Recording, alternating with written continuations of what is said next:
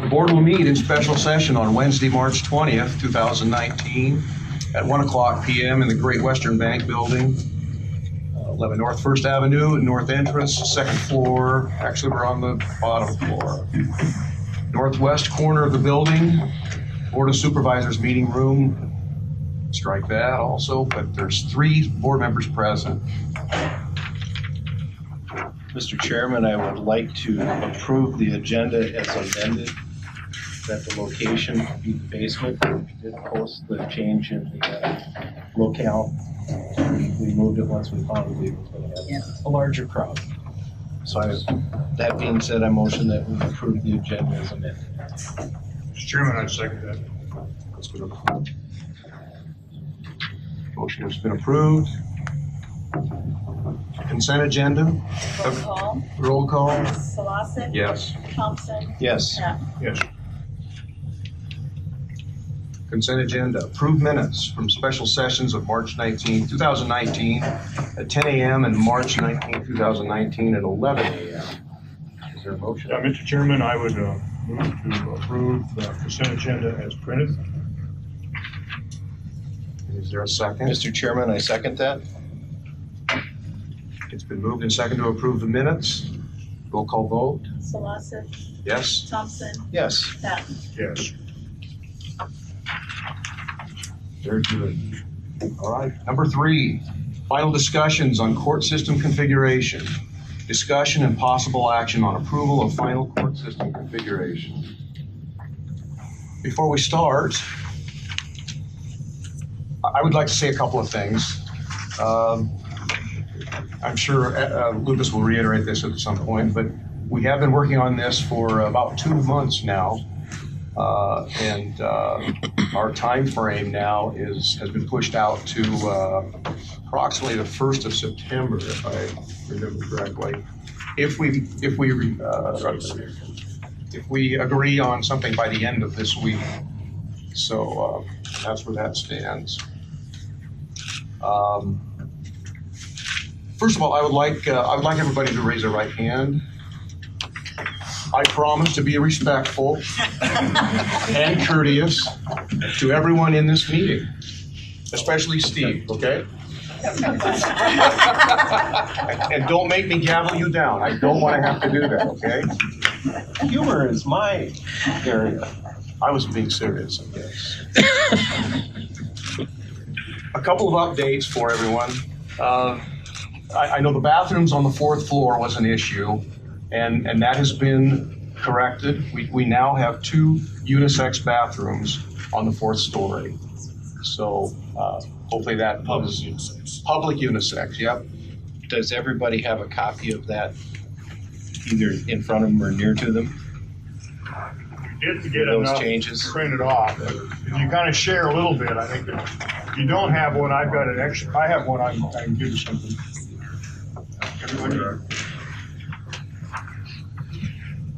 There are some slight weird variations in these, but there's nothing nothing changed in the overall scheme. They're kind of what we call a la carte items, like office configurations that can change around and stuff. So if you look over and your neighbor's doesn't quite look the same, the place of the office may have just shifted a little bit, but the overall scheme is still intact.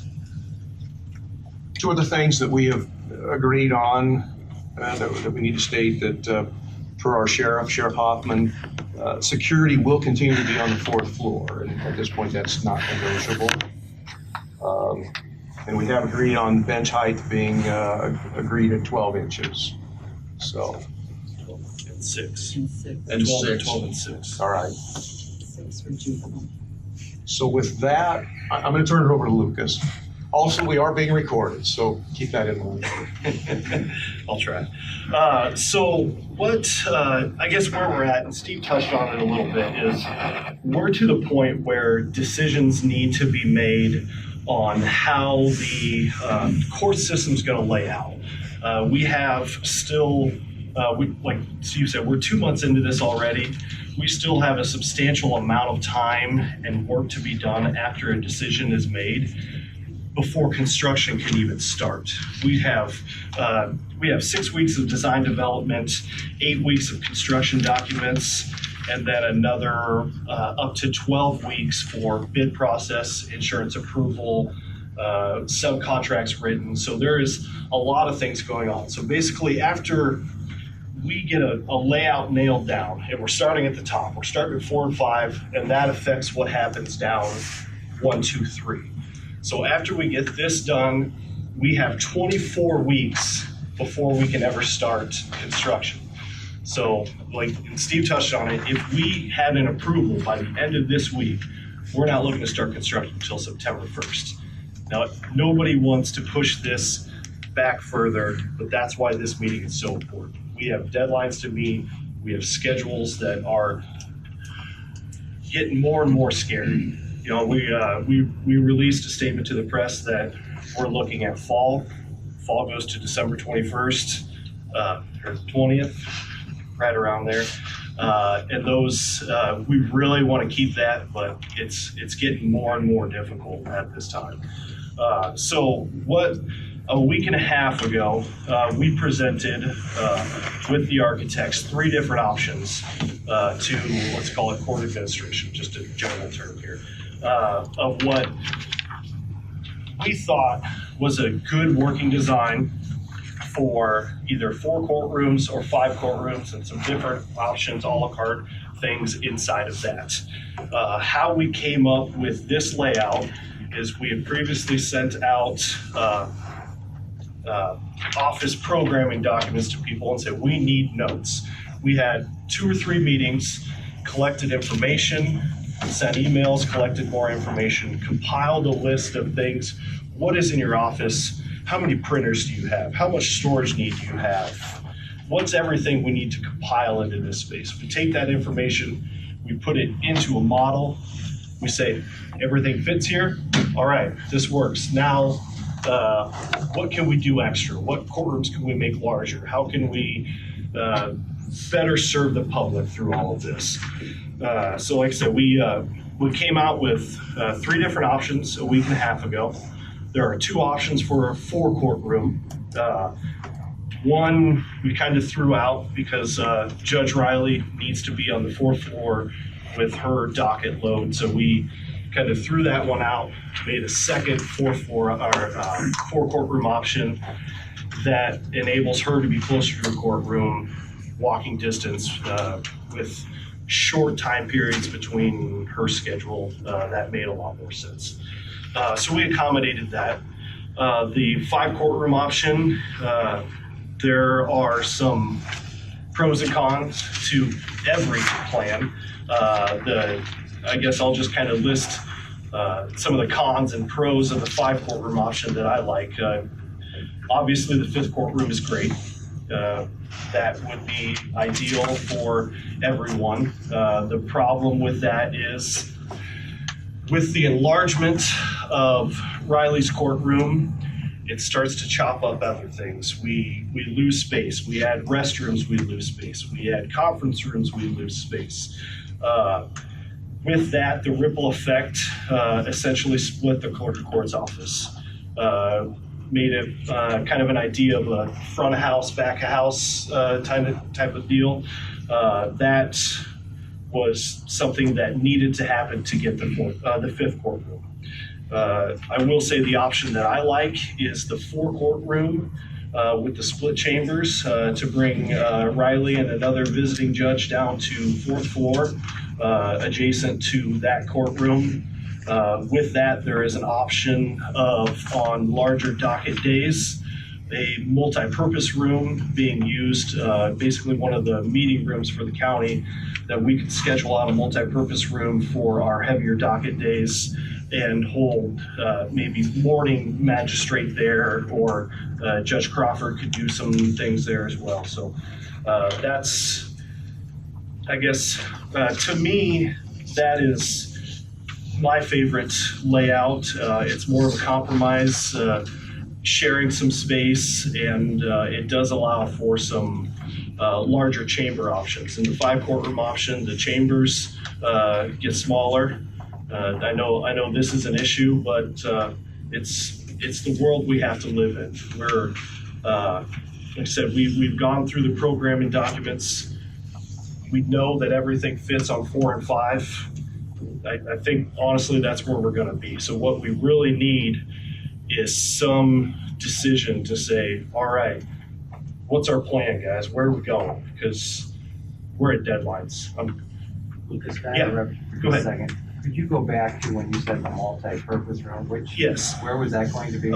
Third floor, northwest corner, where currently GIS is. That's going to change it. It was in the southwest corner. We're kind of doing a flip-flop on those to get that meeting room more not in the back corner of the courthouse, a little more publicly accessible, and it's a little larger room. So, and you're suggesting that could be used as a courtroom as well? Correct. It would be something that we would schedule out. If you know on a Monday or Tuesday that Friday is going to be crazy, or Thursday and Friday is going to be crazy, we schedule it out. We reserve that room for you. It would be filled with tables and chairs that could be moved around to suit different needs. Where would the judges' chambers and court reporters facility be in that plan? The chambers would not change. That's the downside to that, would be that there wouldn't be secured access to that multi-purpose room. Now the stairwells on the west side of the building are going to be secured stairwells. There is a stairwell directly across from the door from that, so you can come down a secured stairwell and across the hall, and you're directly into that room. Okay, then so what floor would each, the judges using the multi-purpose room? 4 and 5. Or would the judges' chamber and court reporters facility be? 4 or 5. And with the multi-purpose room, the location of the chambers and the recorders would not change. That's just so if you look at your 4 courtroom option, basically that option would stay the same, but you would have the availability of having a multi-purpose room.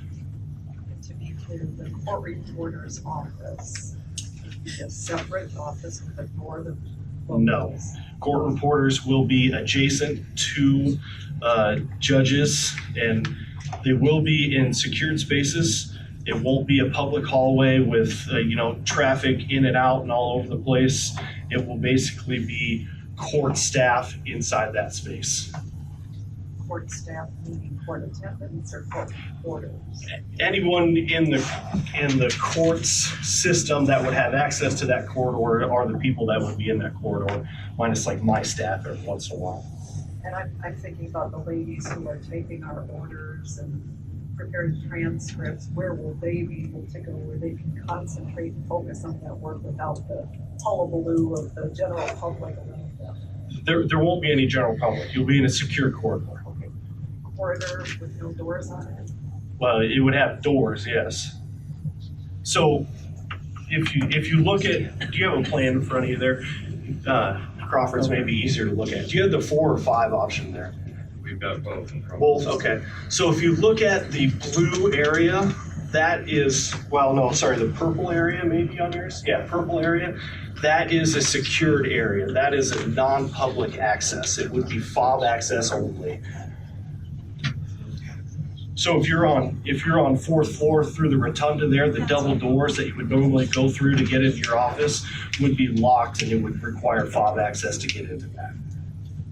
On the 5th floor, Yes. option, Yes. it looks like they took away Judge Riley's chambers. It hints. Basically, we flopped them. So we took the what would be like the jury room on that and moved it down, or moved it up to 4 and the chambers down. Because I just don't see it on the 5 courtroom option. Yeah, that, so 5 courtroom option doesn't get Riley on 4th floor. In that plan, it could happen. There, like the jury room and that chambers could flop. A lot of things, let's call it inside the purple areas, can be moved around a little bit, like where an office, like a jury room and an office could be flipped if we wanted to. These are options. Go ahead. I have a question. So I understand there's a secured area. Yes, ma'am. There's a lot of noise in the rotunda area. Yep. That even though you might be in the secured area, without a door, a wall, or some sort of barrier, that noise is gonna flow over the secured area.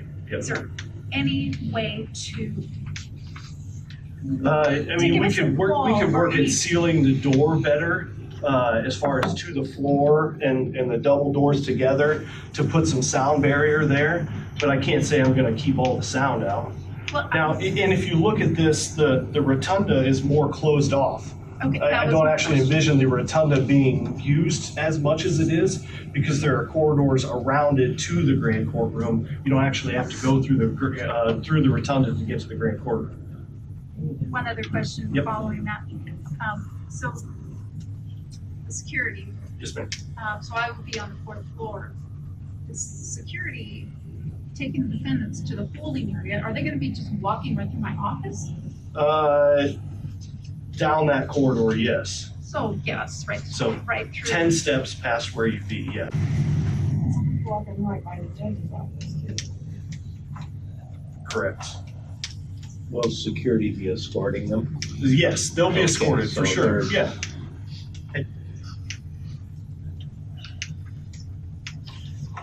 I don't see any in this 5 courtroom plan where you replace conference rooms with bathrooms, so that now we don't have any conference rooms on the 4th floor to talk with clients confidentiality. Like, So conference rooms, 5, sorry, I don't have that right in front of me. I do, but it's kind of large. 5 courtroom, this is it. So, 5th floor conference rooms. So, I guess a little bit of a backup of the restrooms. We need to add public restrooms to the building. This is an international building code thing. The plus side to this is, well, there's a few plus sides. I don't have to have restrooms on every floor. I can borrow from a floor above or a floor below. So the conference rooms that you see on 4th floor can be turned into public restrooms, or they could be conference rooms. This is one of the a la carte things that we can figure out that's not necessarily a huge deal, but it's something that could change. So to answer your question, courtrooms on the 5th floor are difficult, or conference rooms on the 5th floor are difficult. She's talking about the 4th floor. or, I mean, I don't see conference rooms really anywhere on this 5 courtroom plan. There would be 2 on 4th floor. I think you'd have to go that way if you went with the 5 courtroom option. I think you would lose your public restrooms on 4th floor for the addition of conference rooms. Now, like I said, with the International Building Code, we could go up a floor, down a floor. And I know not having restrooms on 4th floor isn't ideal, but if we think about it, there was really only one public men's and one public women's before. They went to other floors anyways. Only because there wasn't enough. I agree. But when we have a jury trial and we've got 80 people, we're, we've gotta have bathrooms up there. Yeah. Otherwise, we're gonna have to find. That's a downfall to the 5 courtroom option. There are pros and cons to everything. That's just a sacrifice we have to make at that point. It's not required by building code that we do it, so we can get away with doing it. All right, I guess I need to get clarification on the lingo that's being used. When we're talking about 5 courtrooms, is that meaning the multi-purpose room is the 5th one? No, that would be 5 dedicated courtrooms and still a multi-purpose room if you needed a 6th for some reason. All right, well, understand terminology. Yep. Is there any reason why we have not, or what maybe it was considered just designating the 5th floor or the 5th courtroom on the 3rd floor, just saying that is a courtroom and not having to reserve it out? Because, I mean, juvenile court is pretty packed every week. What I've seen with schedules is we have a demand for 4 courtrooms most of the time. And then there is a 5th courtroom needed when we have juvenile, correct? Among other. Yeah, among other things, but for the most part, that's the world we live in. Now, the way I see it is magistrate docket typically early in the morning, doesn't really go past 11:30, a lot of times done by 9:30. So the idea with that is you could use a multi-purpose room till magistrate court's open, and then we open up and have the other courtrooms available for other proceedings. I brought today's docket from magistrate court, Lucas, for you guys. I'll pass it down for you to take a look at. I even took a video, but I'll be glad to show you what was going on at the courthouse today, Wednesday. Yeah. All right. And that magistrate court was packed full, and they were in a conference room while all the other courtrooms were busy. Yep. And then we had an Ask Me gentleman show up to do a mediation that required another conference room. And that all occurred today on Wednesday. So there are, the county is adding 2 conference rooms, 8 to 10 seat conference rooms on the first floor of the courthouse that will be scheduled out as well. And those will be available to be scheduled for the court staff as well. I mean, the problem with, scheduling conference rooms is, like, you don't always know when you're gonna need them, but, Yep. I mean, pretty much every time I go to the courthouse, you need a conference room to maintain confidentiality with your client. Otherwise, you're out there in the middle and confidentiality is lost, and right now, that's what we have in our at the building that we're at, which is, That's just why, the circumstances, but when yeah. we're looking at these plans, I mean, that's the biggest thing is, how do we try to maintain client confidentiality when we have no conference rooms and nowhere to go? That's another And- reason and I you're like the looking 4 at- courtroom option. So in the 4 courtroom option, if we don't do public restrooms on the 4th floor, we have the availability for 2 smaller conference rooms and 1 larger conference room, or 4 smaller conference rooms on the 4th floor alone. That, in my mind, is one of the big upsides to the 4 courtroom option.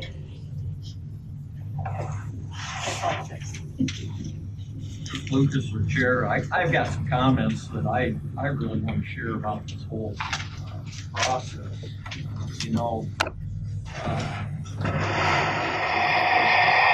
Impacted our community and our residents, our businesses, and certainly the court system and the ability for the county to provide services to our citizens. But I want to talk about our obligations in this planning process for current and future needs, and some of the things that I envision for suitable and adequate facilities for us to do the constitutional job that we're charged with doing in the judicial branch, to serve citizens of Marshall County. That's what most of the folks with the judicial branch here do on a day-to-day basis. The tornado certainly stressed our resources and challenged all of our abilities to do what we're all required to do under the law in all our roles. But as we've discussed in the few meetings that we've had ahead of time, this creates a great opportunity for us to not only plan for current needs, but future needs. And what I will tell you in no uncertain terms, and what I think we've reiterated in our previous meetings, is that our space and resources were stretched before the tornado. The way things were stood, with the configuration that was in place before the storm, the judicial branch was stressed. And we did not have suitable or adequate space to conduct our business.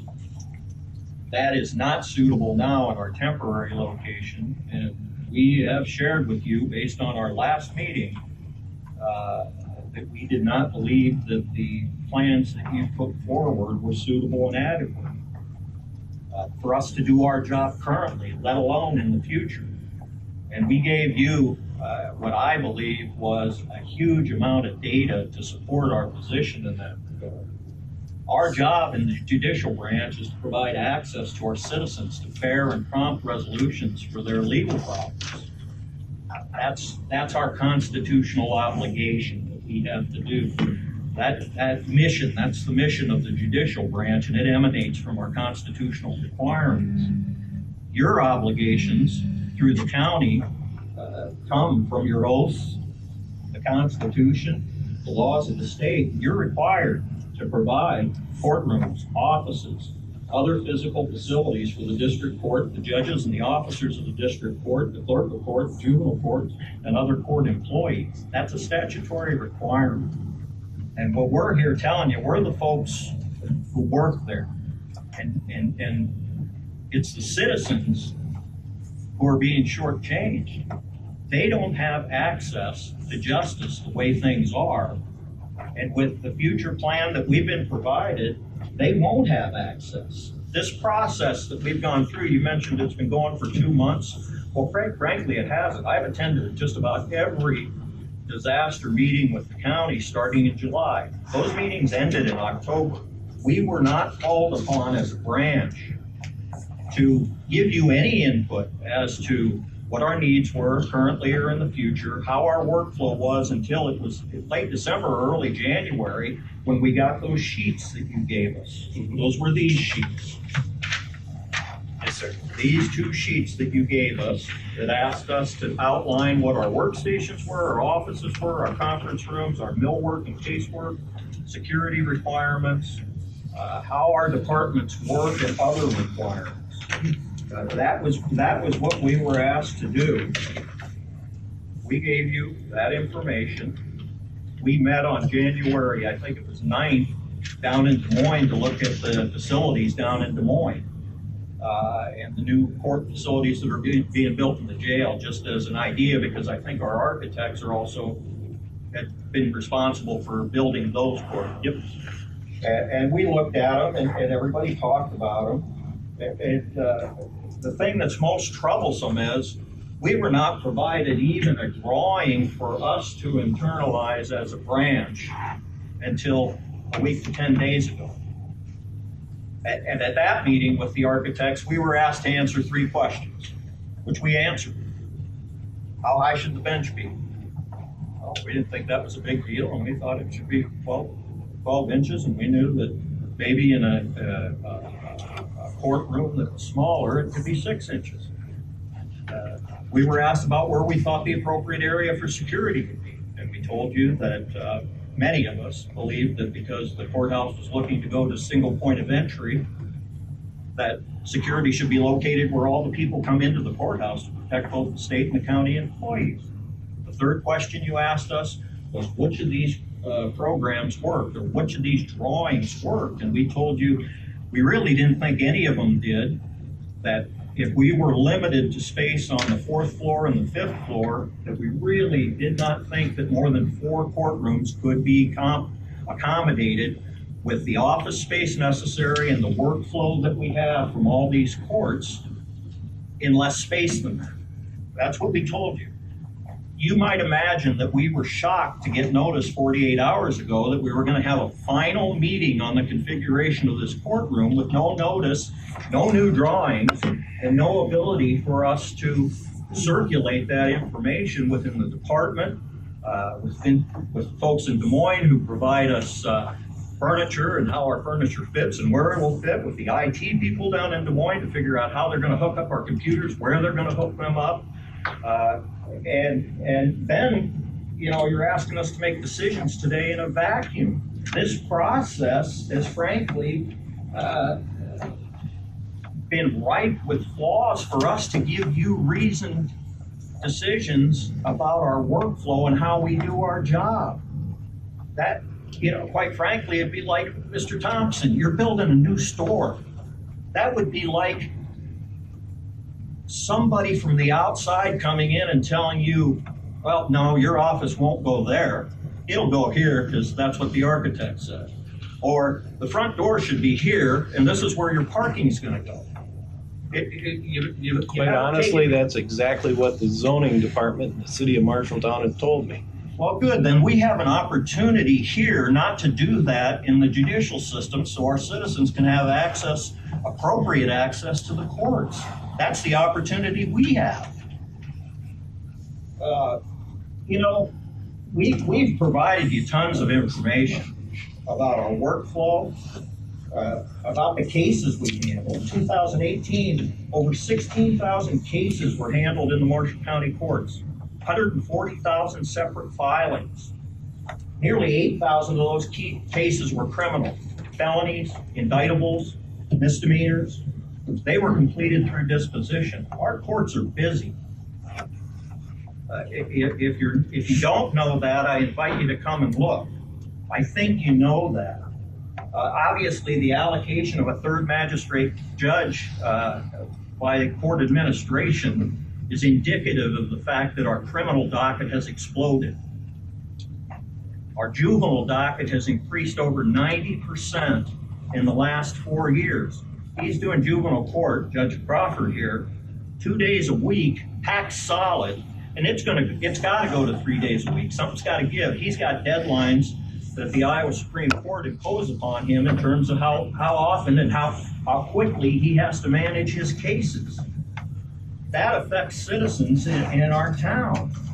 This process has been remiss in taking into consideration the work we have to do and the space that we need to do it. Folks, we need 5 courtrooms now.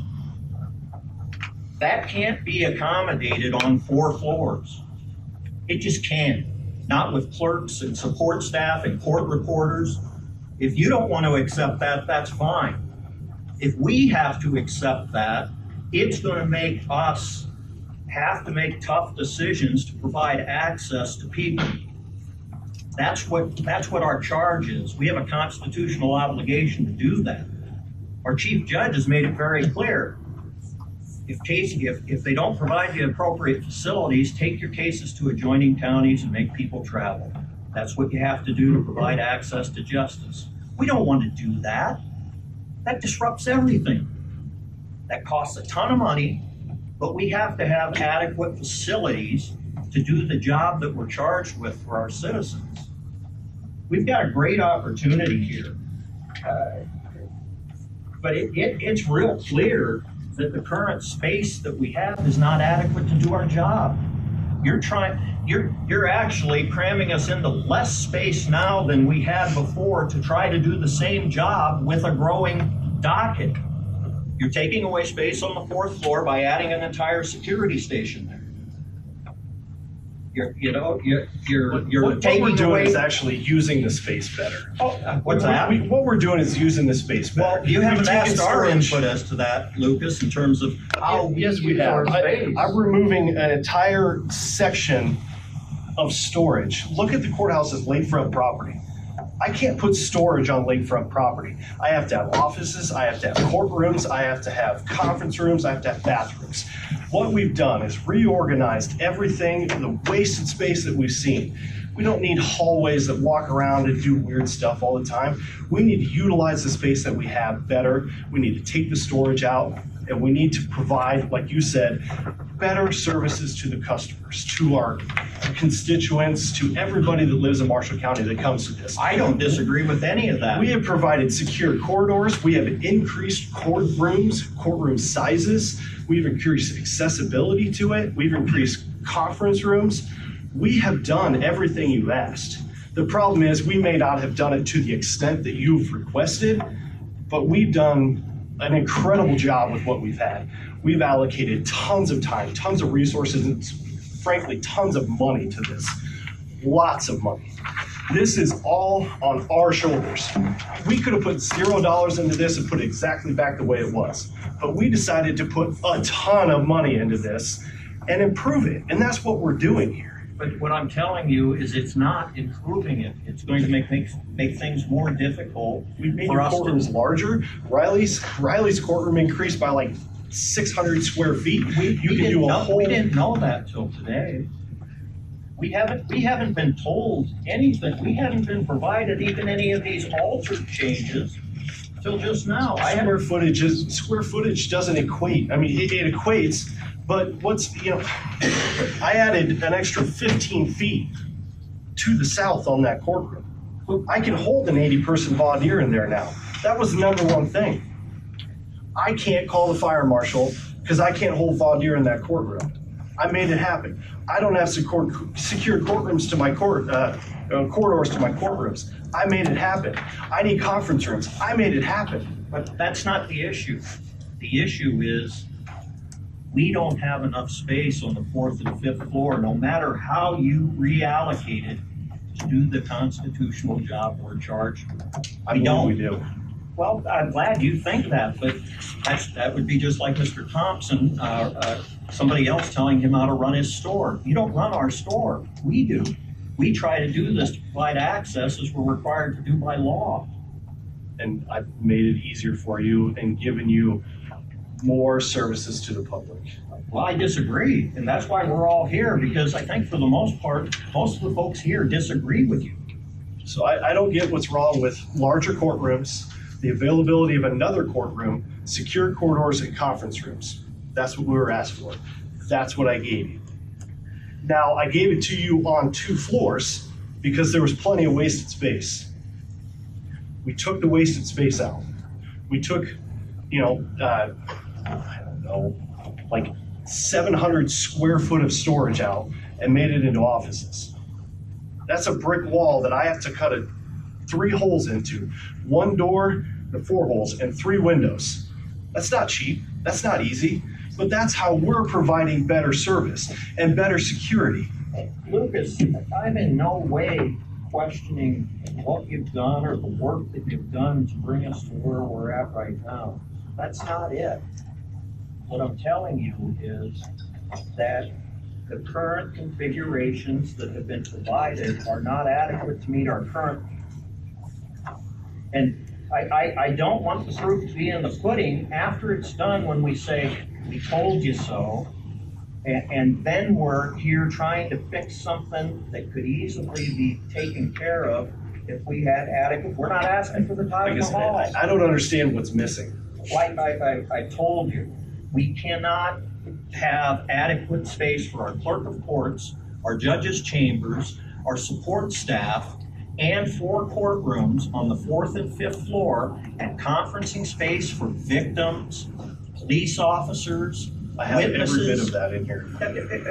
It's not adequate. It's not adequate, and we haven't even had a chance to digest the proposed plan to tell you in all detail how it is inadequate. But what we've seen thus far is inadequate.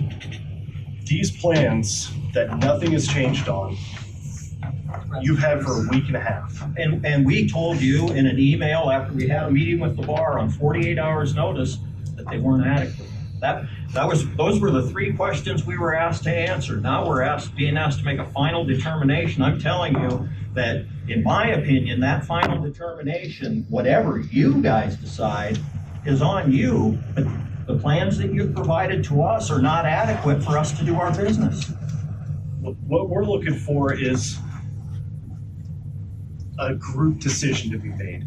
We don't want to have to come in and say, live with it, this is what we're doing. Well, but these are our options. Are you asking for this group to vote on whether or not the current configuration on the 4th floor is I don't so adequate? much care how you figure it out. Well, I mean, is that what you're asking? That'd be fine with me. I don't make the decisions, but that's the recommendation we're looking for. But I'm telling you, these are the options that we have. We don't have the resources to move 3 offices out of the courthouse because, to be honest with you, I can't put a 6-inch bench on 3rd floor or 2nd floor. The ceilings are too short. I can't hold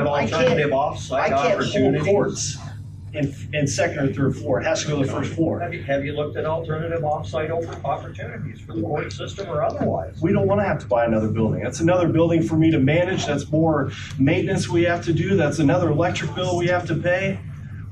Well, all this cost is on us. And you're asking us to shoulder an immense amount of money on top of what we're already doing. We have to, you have to serve the people that come to the courts. We have to serve every 40,000, every person that lives in this county, and we have to properly use that money that we tax against them. So do we. It's property taxes. So do we. Yeah. We have to provide them access to the court services that we're required to do. And we have to do that in a way that does that for all folks. I'm just saying, it's tough on our shoulders when he wants to buy another building. I'm not asking you to buy another building. We have an annex building, don't we? What do we do with What's done with It's it? used as well. There are a whole another set of plans for that. It's For what? full of what? The annex? Yeah. Department of Human Services. The entire building's being used for DHS. Not all of it. There's a few other offices. Your storage will be, That's $90,000 a year we'll save, not renting a building for them. For DHS. yes.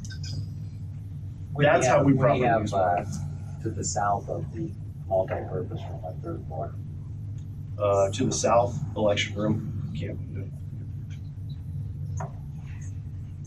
John, what would you like to see? Give me something black and white there that we can, Well, do you want more conference rooms or? I think the configuration, I can tell you that I don't believe that more than 4 courtrooms can be accommodated on the 4th and the 5th floor. If 2 of them are full jury rooms, and 2 of them are greater size multi-purpose courtrooms with the chamber space, the support staff space, and the conferencing room space necessary for just 4 courtrooms to function, and the workflow associated with that. And if the clerk is there too, there's a huge traffic flow associated with what happens on the 4th and the 5th floor at all times during the week. Here, I took a video today where we're at right now. The only thing in these I wanna plans show that it have to you reduced in guys. size are chambers and assistants' offices. That's the only thing that's gotten smaller. Courtrooms have gotten bigger, more conference rooms. Just go ahead That's and the look only at thing it. that's gotten Just smaller. push the button. That was walking out of my temporary chambers into the public space of what was going on today with 4 courtrooms full.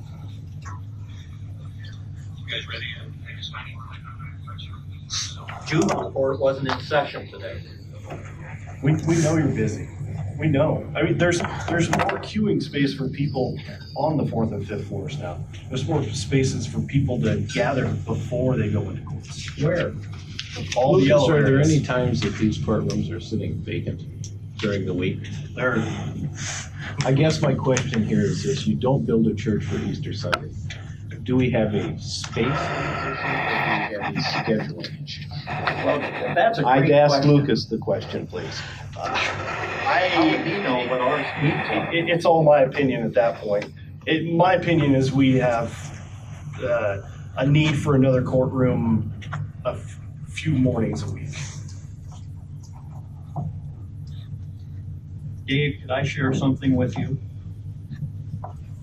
In 2018, we had 800 and some felony criminal trials that led to disposition. If there hadn't been adequate courtroom space to schedule jury trials with a judge and a court reporter, those cases would not have settled. I sent you copies of Judge Riley's docket. I think it was 316 pages for 2018. 384. Yeah, I have it. Every It's single huge. one of those cases had to be scheduled for jury trial, unless the defendant waived jury trial. And of course, many of those defendants demand their speedy trial rights within 90 days. We have to have a courtroom available in order to accommodate those things. It's not because the 5th option. it's not because church is on Sunday. It's because the Constitution requires us to be able to do it. John, what is your thought on choosing the 4 courtroom option and then having another room available to you maybe 75% of the time You on know, another floor? I Would think that help? a 5th courtroom that also serves as a multi-purpose courtroom is probably necessary now. And there are times when it's not used, when it can certainly be of great value as a conference room, as a place where attorneys could conduct depositions, where the state could meet with victims and witnesses, where defense counsel could meet with victims and witnesses in those downtimes when it's not being used. But it also needs to have chamber and support staff access because, say, for example, Judge Crawford's docket is packed. 8 people come into his chambers, DHS workers, plaintiff's counsel, defense counsel, mom may have a count, there may be guardian ad litems for several kids. they're gonna come in and they're going to process what's gonna happen, and then they will transfer to a courtroom and make a record as to whatever has been decided or not decided that the judge has to decide at that time. It would be absolutely ridiculous from a workflow standpoint for his chambers to be on the 4th floor, for all this herd of people to come up and talk to him. They figure out what they're gonna do, transfer everybody down to the 3rd floor, have a hearing, and then go back upstairs in just the exact same way that we told you 2 weeks ago that it would be ridiculous for Judge Riley to do that in her volume of court. It makes no work sense. You do it now if he's on the 5th and the court's on the 4th. What's one more floor? You don't understand. You really don't understand. You're already going up a floor. Just go 2. I know it's you a just big don't thing to say, understand. but- Well, then explain it to him. What do you need to understand? Do you think it's appropriate to have all these players and the court reporter and the judge moving downstairs to conduct a proceeding and then moving back upstairs? How time and cost efficient is that? I'm telling you, I can get you into a secured corridor in 5 seconds. In a secured corridor has nothing to do with what I'm discussing with you. It's workflow, it's traffic flow, it's access for people to the court system. I'm saying you already go 1 floor. Yeah, and that's why we told you our needs aren't well met as they currently exist. But I'm just saying, if he didn't go to 4th floor, if you put somebody else, or on 3rd floor, if you put somebody else on 3rd floor. But you know, somebody else it's the same it thing. will already be working there because there'll be a trial or a hearing in that other courtroom, as there was today. Judge Ellison was conducting a trial. That's what comes back to Dave's comment. It's a scheduling issue at that point. Well, okay, today was a perfect example. Judge Ellison was conducting a trial. I was conducting a trial. Judge Riley was conducting half-hour hearings on the increments. The magistrates' courts were conducting half-hour hearings on the increments. We had 4 courtrooms totally full, and then all the people that are required to attend those proceedings. With only 3 courtrooms, and the workflow was horrible. So I'm saying I can get you 5. But I can get you 5 quarters. you can get us 5 in a space that can only accommodate 3 or 4. It accommodates 4 really well. Can you get one on the 3rd floor that puts the chambers, the small chambers for 3rd floor is so tough. It's just a hallway. well, on the other side, you have a magistrate room now. Yeah, That magistrate room and the conference that gets room. swallowed up by a bathroom. I understand, but I'm saying if you got a chambers on there, that would work great if we have it on. The problem with that is it goes back to the point that I'd have to move another office out of the house. I'd have to displace something else for that to happen. Why don't, I mean, can we consider that? Because clearly, do you want our courthouse shut down in the next 10 years when we move to regional courthouses and our courthouse can't sustain Marshall County anymore? No, not at all. Then that's what we But I need to think do in 10 now. years, we can make more decisions at that point. But why wait? Do it now when we can. Because we don't have endless money. Down the road for a long time. We just don't have endless money. This is the opportunity. I mean, I don't see why this is not the time to say, we have a clean slate and say that our judicial system needs the courthouse. And we need to possibly consider moving offices out so that the courthouse is used for court proceedings and The only court problem with that is business. the only other place we could legitimately do specific court proceedings would be on 1st floor. It's the only other floor with tall enough ceilings. When they added the 3rd floor in the 70s, the 2nd floor and the 3rd floor are under 8-foot ceilings. They're like 7 foot 10 inches. And then you add sprinkler heads on top of that. If you're a guy that's 6'6" walking around in there, you're extremely uncomfortable. Well, I don't have to worry about that. That could be a new rule. No judges taller than you. Can you get that one But, through? I mean, okay, that, I understand. I Putting a can't say bench it on hasn't third been talked floor, about, but it's just, But let's. it's monetary.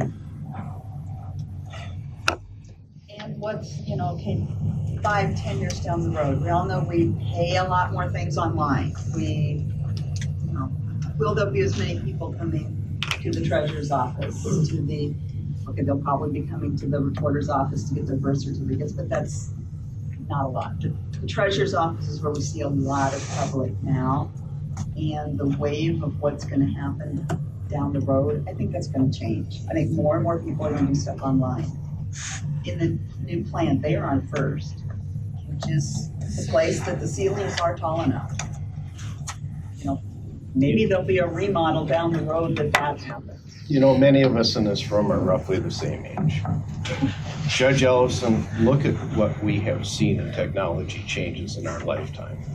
That needle has gone remarkably fast, and it continues to accelerate exponentially on a year's basis. Exactly what our auditor is saying. The generation that is following the vast majority of us in this room, they do everything with this phone.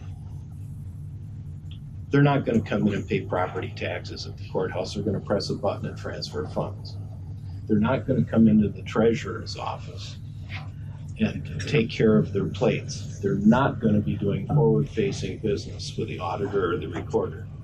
The space change and needs that are going to be allocated in this courthouse in another 10 or 15 years are going to be completely different than they are today. And if anybody's crystal ball around this table is any less cracked or fuzzy than mine, now's the time to tell us exactly what those space allocations are going to need. But I guarantee you this, there will be less space devoted to several areas and more that will be devoted to the courts in the future. Can I tell you exactly what year that future is going to be? No. Can I tell you we're all going to live long enough to see this change? Absolutely. Look at our children. Judge Haney, look at our sons. They do everything with this phone. They communicate by phone. They get all their issues by phone. They're not going to be coming into this courthouse. We both know that. They're not going to be coming into the auditor's area. Probably not the recorders unless they need a physical document, which they'll probably do online. We're going to see huge changes in the next few years once again. I can't tell you what they're going to be, but I can tell you what's going to be less stress on the space needs, and it's going to be those areas right there. I can tell you what's going to be more stress on our space needs, and it's going to be the needs of the individuals in this room. It's going to happen. So with that said, Do we prepare for it today or do we prepare for it in a few years? It's going to happen anyway. but if it's gonna happen anyway, we have adequate space now, knowing that the treasurer or the auditor in the future could possibly all be done online. Why wouldn't you possibly look at an alternate location for them? Give the courts what they need now, expanding into the future, knowing that the courts are not going anywhere. Then get all the records out of the smaller. courthouse. Well, it's because All I the can offer space 5 needs that are courtrooms wasted now. there. That's what we need now. I can make 5 courtrooms happen. That's what we need now. In 5 years, when we need a 6th one, So I'm confused on, I don't so have the to move somebody else. supervisors brought us here today because they're going to vote on this final courtroom layout. Possible. Right. Yeah, it's possible. But then, Lucas, you said the purple areas, everything in the purple areas can change. To an extent, yeah, same So size how can we rooms and vote if there's quadrants. still changes going to happen? So, after, it's a great question, because this isn't the final set. I just need to say this idea, and then we can have another meeting and say, okay, move that jury room there, move that there. I just need this, why because can't we there's a do ripple that? effect down to the other floors. Why can't we do that before the board votes? Why can't we have that one more meeting with the courts? Because I'm 24 weeks out. Okay. September, first week of September. I don't Yes. think we've had a meeting yet that you've asked for that we didn't show up. Absolutely. So you tell us, and we, just like you requested information, we gave it to you. I'm kind of sitting here I'm frustrated saying because it I can't drove be up done. here 2 weeks ago, and everything we talked about in that meeting, not a single thing has been taken into account. All the information that we provided, not a single thing has been brought to the table. Steve, What's you were there. Yeah, We it was talked sent a on number to of the- things. We And sent it on to the- you've got all these salaries of these people in this room. Here we are again. I mean, last week, or did you calculate the amount of money spent a couple weeks ago with people who are not related to the county? I mean, it's, okay, I'm done. Feels like none of the feedback was anything. That we just wasted 2 hours of our time last time. We showed up, the architects were there, they listened to what we had to say. What feedback didn't get accounted for? That's what I need to know. It's not here. But what is it? What we were talking Basically, about. the same things The that same, Judge it wasn't Haney's been said. bringing up today. Everything that you asked for is in our programming document, and it fits here. I do want to go back to this, getting off the important issue for just a moment. I do want to go back to this court reporting scenario. Emphasize how important it is that these ladies who are preparing our orders, making sure that they're accurate, making sure the wrong, the right person goes to prison, has a room that she can have to herself, that she can concentrate and focus on her job. And I do remember the meeting that Valentina was just talking about, where I asked Pam and I asked the architect about a barrier, some kind of a door, so she could have a little bit of privacy. And he indicated that there could be doors, and now I'm looking at this, and it doesn't look like doors, it looks like it's an open area where inmates are walking past her, and she's trying to focus on her job. So I want to be really clear how important it is for those ladies to have a dedicated office. My court reporter has one right now in the courthouse, and it abuts to a noisy security area where we have a great deal of commotion from those people who sit over there, who are presumably looking at the screens and securing us. Here's my problem with that. We toured Polk County, gold star of the state, Polk County, right? That's No, we went there and we did not agree that was. I understand you don't agree, And but they had a room this size with cubicles, three, all the way down, and every one of them was a court attendant. You're telling me that docket isn't 5 times larger than ours, and they can't, if they can handle it, we can handle it. Tell me where their security is. At the door. If we're going by Polk County. Their security is at the front door. You cannot walk in the front door without. With our current legislation, we cannot take everybody's guns away from them. That's not true. That is not true. Well, And that's not take that's their not the guns away, policy but we have. You can pass an ordinance that prevents people from bringing guns into the courthouse. But I also know that our security staff on 4th floor is, I understand, it's disruptive. But if you put them on 1st floor and you have an issue and they're on 1st floor and they have to run up the stairs because the elevator is occupied, do you really want somebody up there going, what can I do for you? They're not worth a shit. I'm sorry. I'm not in bad shape. Well, if I were Todd, he 5 didn't floors say of that. stairs, I would not be helpful. I would disagree with that in that we wouldn't expect that they wouldn't be on the 4th and 5th floor, especially during high volume times and high traffic times, doing the patrols that they're supposed to be doing. That's But not their the only office, time we have issues. what Pam is saying, please listen. Yes. What Pam is saying is their office and holding for prisoners in the location where judges and court reporters and staff are doing very detailed work, important work that impacts our citizens' lives is disruptive and distracting. Judge Riley said, we want to make sure the wrong person doesn't get sent to prison. We want to make sure the good decision is done well and done in detail because that's what we're charged to do. And if we're placed in a place right now, I have to go home and write decisions on my kitchen counter because my dog's quiet. All right? Sometimes, I give you that. But I have to go home because I can't write decisions in our current location because I've got people coughing outside my office door. I've got people plea bargaining outside my office door. And that's exactly what happens in their current digs before the tornado. That's what's happening. Let's not get too caught up on your current digs. That's an unfortunate thing that everybody is subject to. All right, but everybody has been inconvenienced in the entire courthouse. The treasurer, the auditor, the recorder, I agree. the assessor, the board of supervisors, and the judicial We system. absolutely agree on that. I'm talking about the. So let's not compare it to what your Let's current compare it digs to are. what it was before. If Fine. we have an issue with the security office being loud, that issue needs to be taken up with the sheriff to handle that with his staff. And we can laugh all we want, but even if that's already been done and it hasn't happened, that's on Steve. That's not on this layout. It just seems to me a small thing to ask to have a court reporter have a barrier, and the architect said it could happen. We could put a I don't cubicle see wall why up not. around it real easy. Well, it needs to be something that closes off the rest of the public. I'm sorry, I can't imagine if they can do it in full county, we can't do it. I just really can't. I have a really hard time accepting that.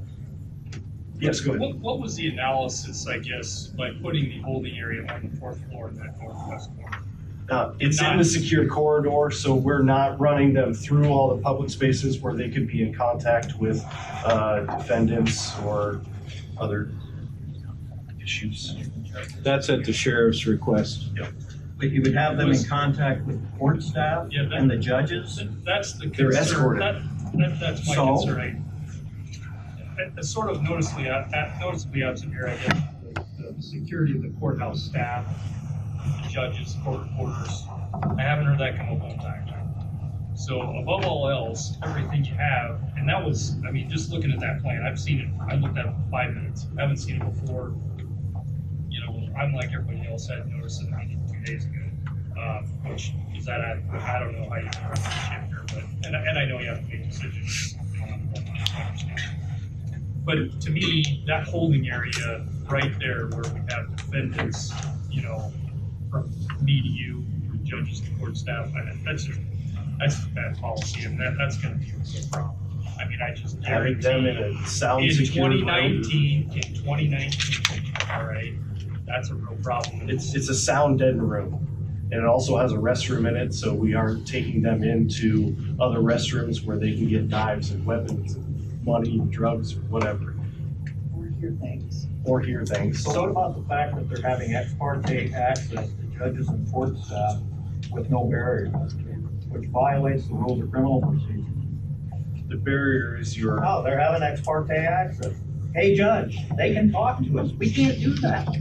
Our rules prevent that. We can't have that. It's a policy thing with the security A staff. policy? Hey, No, when you these walk are- down the this is hallway, the don't talk law. to anyone. It's not a policy thing. Our rules don't allow that. We can't just have So how have defendants you done it chatting for the with last us. 20 years? I mean, it's no different. We've isolated ourselves from those situations so that we didn't have contact with them. Secured sealed doors. We don't enter a courtroom or leave a courtroom directly in front of those people. And you can't shut your office door? Oh, man. Not when there's wide open spaces. So I haven't been in any of these other meetings. I have no idea what was discussed, so I can't talk about that. But I can sort of see where the frustration could be rooted here, because, you know, for example, I offered what was your analysis? Why did you put it there? And you didn't give me, well, okay. You know, They're in a we can take secured look- sort we of can look corridor at to that. keep them separate Right, from... but they're not though. They're not separate, right? I mean, the answer was there's going to be a law enforcement officer with them, right? Yes. Wasn't that the answer? Separate from the public. Courthouse staff just, okay. So offering that, saying, can we take a look at that? And what I'm getting from you is, nope. Isn't that what you just said? So what you're getting from me is I say, hey, there's an inmate coming, I'm gonna shut my door so he doesn't talk to me. What's wrong with you know to shut your office door? It's from the elevators. Lucas, may I ask, as I look here at the thing labeled Marshall County Courthouse Split Chamber, I think that identifies the corporate quarter spaces. So what door is in this that a corporate quarter would close to keep an inmate from talking to him or her? Number two, you're impressed with escorting prisoners. But you need to understand that those escorts are also the source of weapons. If you recall, the incident in Atlanta that killed a court reporter and several other people involved an inmate who took a weapon from a deputy who had entirely appropriately had it there. But then that weapon, which that morning had belonged to whatever state or county or deputy, suddenly became the device by which several innocent people were killed. There is no door for the court reporter to close. The other thing you don't understand, I think, is that whether it's electronic or whether it's paper, court reporters and judges have materials on their desk on a fairly regular basis if they're going to do their job that is confidential. Sometimes it's confidential because it's a child custody case. Sometimes it's confidential because of some sort of security risk. There are a number of different reasons. You can't work on that stuff without opening up on your computer. And if your computer is sitting out in the hallway, as these are, with inmates going by, you're planning to have them shut down the computer or shut off the screen every time an inmate goes by? How much warning are you going to give them? How much time do we have to stop?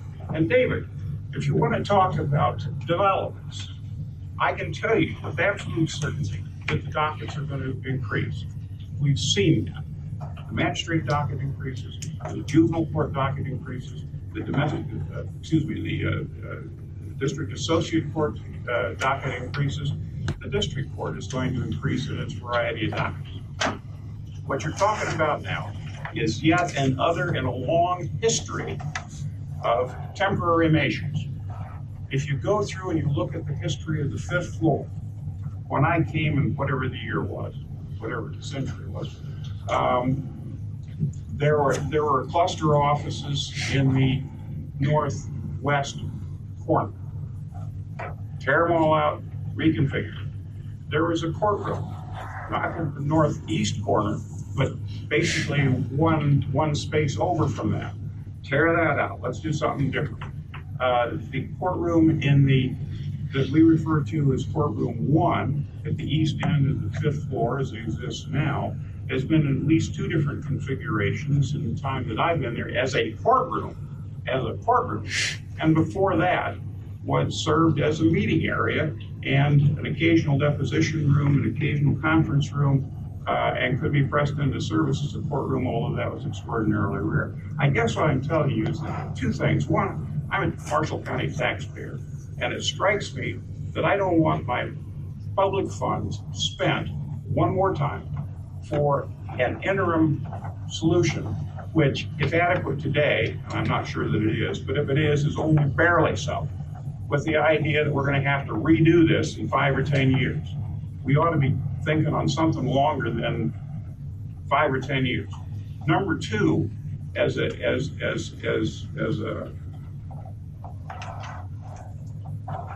individual who's been appointed as a judicial officer, I have some responsibilities to make sure not only that individual litigants get a fair trial, which means they have to have access to the court, which means that they and their witnesses and the people interested in them have access to the court, physical access, the ability to show up. But it also means that the public at large, with no interest whatsoever, has an opportunity to show up and see that I'm doing my job right, or that I'm doing it wrong, and that either I am or am not putting forth an effort, an honest effort to try to get it right. All those things need to happen. All of that is a fundamental part of the definition, of any meaningful definition of justice. So I guess part of what I'm saying is, yes, these are larger courtrooms. Yeah, there are restrooms or there aren't restrooms, and you can't have both restrooms and conference rooms. You gotta pick one or the other, apparently. But they are at best an interim system, an interim solution. And as a taxpayer, as one of your constituents, I am tired of seeing government money wasted for interim solutions.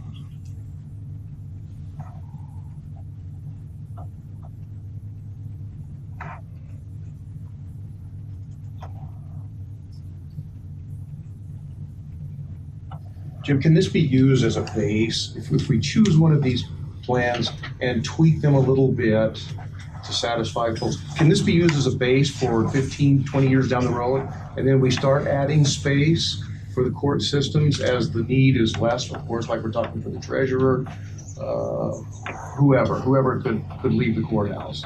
Is that something that could be considered, or? Well, my idea of a phase is yours, Steve. It's a little bit of a vague term, and I don't mean to be playing word games with you at all. But to me, a phase is put up something temporary and it'll work and we don't have a problem. But to the next guy, and I'm not sure what your idea is, but my idea of a phase is now we've got a brick wall that we're going to have to tear down. No, mine either. Which, if you follow the plans that we've got here for the fifth floor, which I'm reasonably familiar, or I was 6 months ago, reasonably familiar. In order to implement these plans, you're going to be tearing out what appear to me to be brick walls. I'm not an engineer and I'm not an architect. Some of them look to me like load-bearing walls, but obviously they're not because they're going out. But it seems to me that you're affecting the way that I do my job, which affects citizens of the state and citizens of Marshall County, in my opinion, adversely. And you're affecting the way that I am able to interact with what I generously refer to as my staff, which is one court reporter. I've forgotten whether it's 0.91 or 0.93 court reporter attached to me. My court reporters, both of them, have also on a regular basis covered for Judge Crawford. They've gone to Hardin County, they've gone to Story County, they've gone to Hamilton County on rare occasions to cover for other judges. And that's why it is that my staff, which does everything for me, like I say, is a part-time person. That's not your problem. That's legislature, that's statewide court administration. But you have to give me a fighting chance, Steve.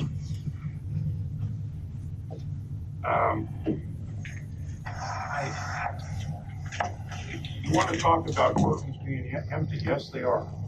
For that matter, so is the supervisor's office. Supervisor's office is probably empty half or 3/4 of the hours in the week. Being 168. Be careful now. I spent a hell of a lot of time up there. And if I'm not there, I'm representing you in meetings all over the county. All right, there you go. So that's part of it. And my empty courtroom bill is an opportunity for me to say, okay, folks, we're either going to try this case or we're going to resolve it. Pick a date, March 27th. Mr. Jones is going to show up and either he's going to settle or he's going to try.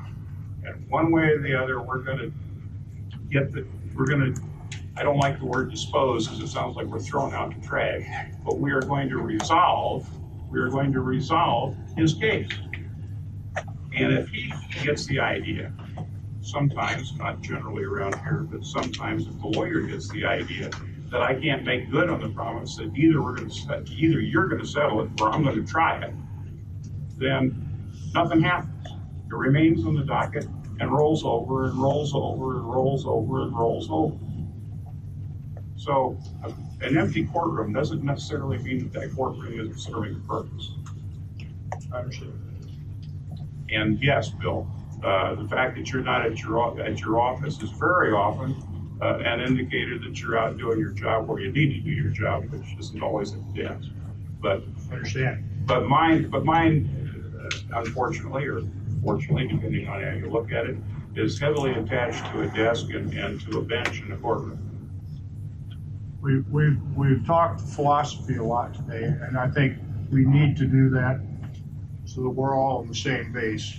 And truly, we are. We understand what you're saying. Do we understand your job totally? No, we don't. Just like you don't run my path. So I understand that. Somehow, though, we got to get down to the rooms and the doors and work that out. And if we can't do that today, that's fine. We can get together and work at it tomorrow, the next day, or whenever it works. And we don't need to waste everybody's time. I know you talked about that. You've all got an idea of what it looks like, what we're talking about. Subcommittee is good. You can sit up in a room and do these things, and I don't mean that I'm trying to keep people from coming and listening and watching and creating your own ideas, but we probably don't need 40 people every time. But we do need 3, 4, 5 important people to come down and say, let's do this, let's do this. Then we've accomplished something and get these things, get this rolling along. Well, if you're talking about having individual conversations and obviously you have to be very concerned about open meetings laws. And we don't call them open meetings laws, but we have to be very concerned about making sure that what we do is in public. Yeah. Nevertheless, it seems to me that the conversation about whether you need to be able to close the door in order to work on your computer as prisoners go by is a topic that we could reasonably talk about one-on-one or one-on-one-on-one.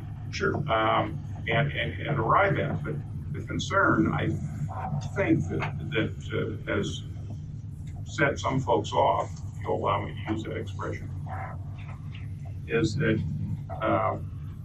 it doesn't, well, we don't seem to be being presented. If this is a fun, we need to be talking where the bathrooms are and whether the flush valves are going to be on the left, right, or center. Well, if it's a final meeting, Steve, if it's a final meeting. It's a final meeting for the general plan. Well, that wasn't what was communicated to us, and that's part and parcel of our problem. And Bill, you hit it right on the head. I mean, we need, because I equate this to systems analysis. And I don't know a lot about systems analysis, but I learned when they computerized our court system and made it EDMS, a bunch of folks came in and they tried to get us to put square pegs in round holes because they didn't know how we did our business. It was a challenge, I think. A number of our IT people would say it was a real challenge for us to get through that process. When we're told, after we had a meeting a week ago, and we're told, okay, answer these 3 questions, we'll get back to you. What got back to us, there's going to be a public meeting for a final determination as to, what did you guys call it? Final determination and possible action on final court system configuration. All these people were directly affected by that, and we have to bring them in, because otherwise we'd come and meet with you in small groups. We bring a couple of judges, a court reporter, some staff in. We'd look at some plans and say, okay, we need to take this back to our people because they manage our workflow. Oh, no, you can't have that door there. That's where I'm bringing in defendants. Oh, no, that won't work at all. Oh, that's a good idea. So we have to take it back to the people that help us to do our jobs. We can't just go, yeah, without giving it some thought. If you want, and as Judge Ellison's pointed out, we're not doing some short-term thing that all of a sudden we go, geez, Luke, we forgot all about this deal because we were in a big rush to get you an answer. And it isn't like we're going to dally around. We've tried to give you prompt answers for everything you've asked us to answer.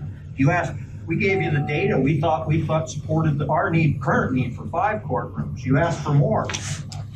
I dug it up. It took a lot of time for me, court administration, and the clerk staff just to dig up what I gave you. But we gave it to you. We just need to work together so you understand how we do our business and so we can do our business. I understand you're under constraints and you want to get it going. Hey, every person in this room wants to get back in that courthouse so we can do our business. Nobody's having any fun in our temporary location. County employees, boards of supervisors, you guys, us, we all can agree on that. There's no doubt about it.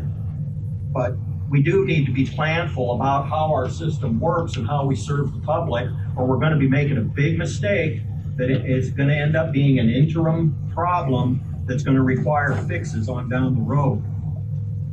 If you had said, let's have a meeting because we really need to determine whether we're going to put 4 or 5 courtrooms on the 4th or 5th floor, we already answered that question.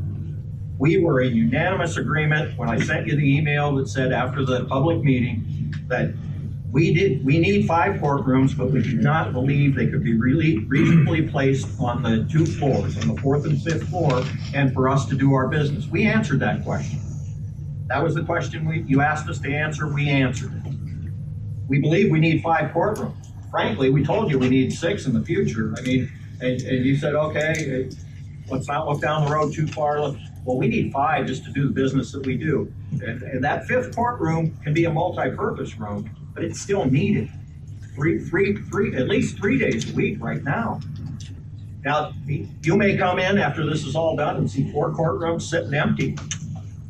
But that's exactly what Judge Ellison pointed out. There's a reason, because somebody had to either get off the pot or make a decision. And they decided not to go to trial, but that trial had been scheduled for a long time. Court administration scheduled that trial. And so we get our judges live in 5-week increments, and we get our schedules at the district court level. Judge Riley, my God, her schedule is ungodly. The volume of that schedule is ungodly. And then all those people, I mean, this isn't about us, guys. It's about the people who need access to those courts to get their business done, to have their business disputes solved, to have their criminal cases taken care of, stop domestic abuse against them, to have their divorces and child custody cases taken care of. Those are all the people that come to our court. And quite frankly, Lucas, with all due respect, I don't think it's fair to them for me to be working on a serious decision that's going to affect somebody's life and have people walking through my corridors disrupting me while I'm trying to apply the law to the facts that are going to change people's lives. I would be in disregard of my sworn oath if that happened. I couldn't do it. It would be wrong.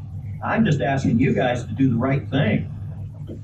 Is there anything that we can agree on today? Well, what about the size of the courtrooms, for instance, or possibly the way they're split up at this point? Is there anything that we can work off of to start with if we kind of go back to the drawing board?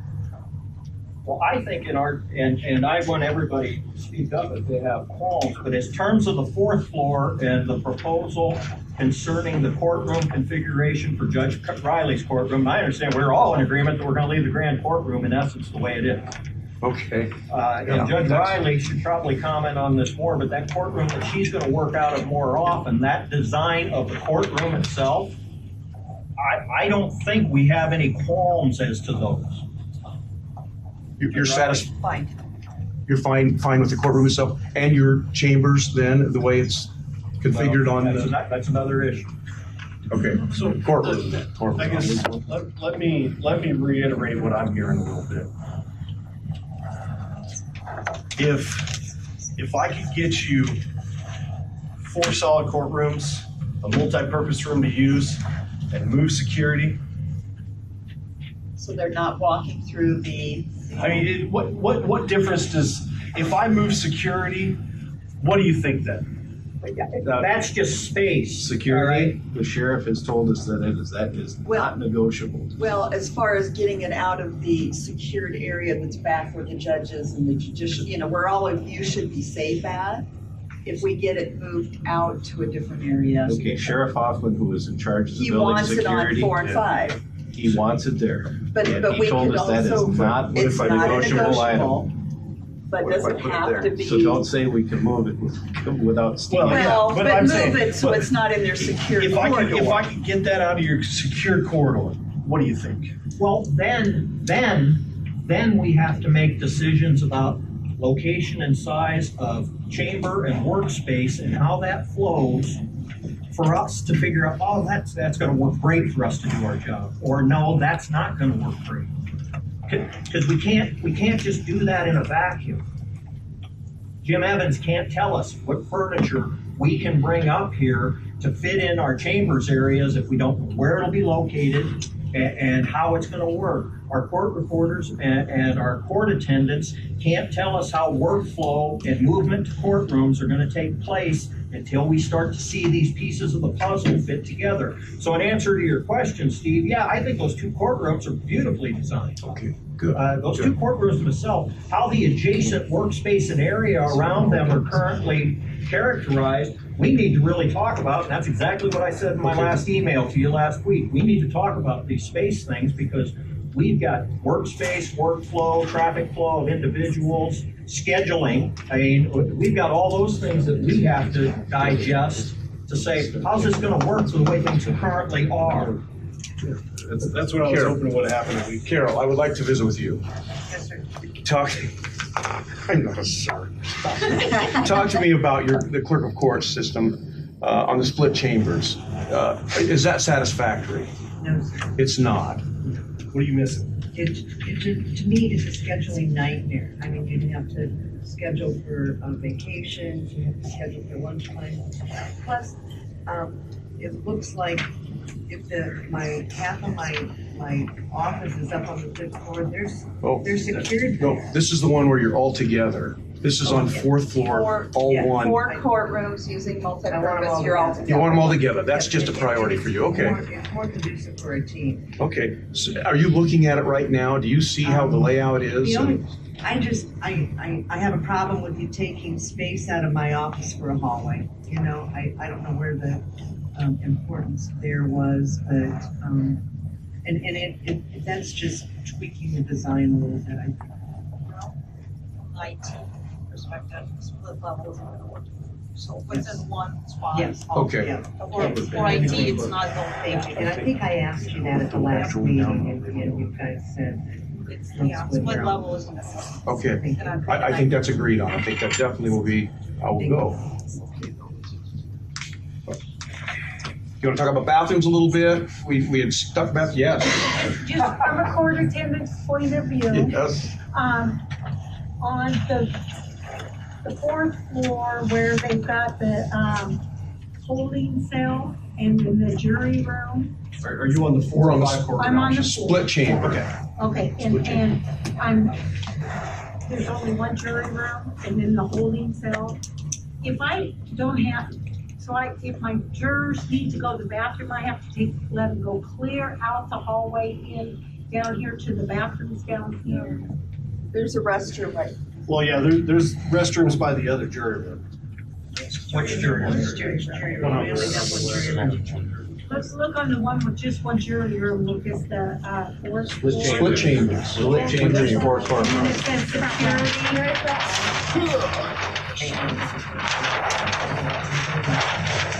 Oh, one with security and the holding cells next to it? Oh, that's the one you're talking about? Yes. Yeah, that's another concern. Yeah. 4. And court attendance desk right outside. The jury room. Yeah. So you're talking the jury room on the 4th floor? Right, right. But there are no bathrooms in there, and when they're like in deliberations and that, I can't let them out of the room.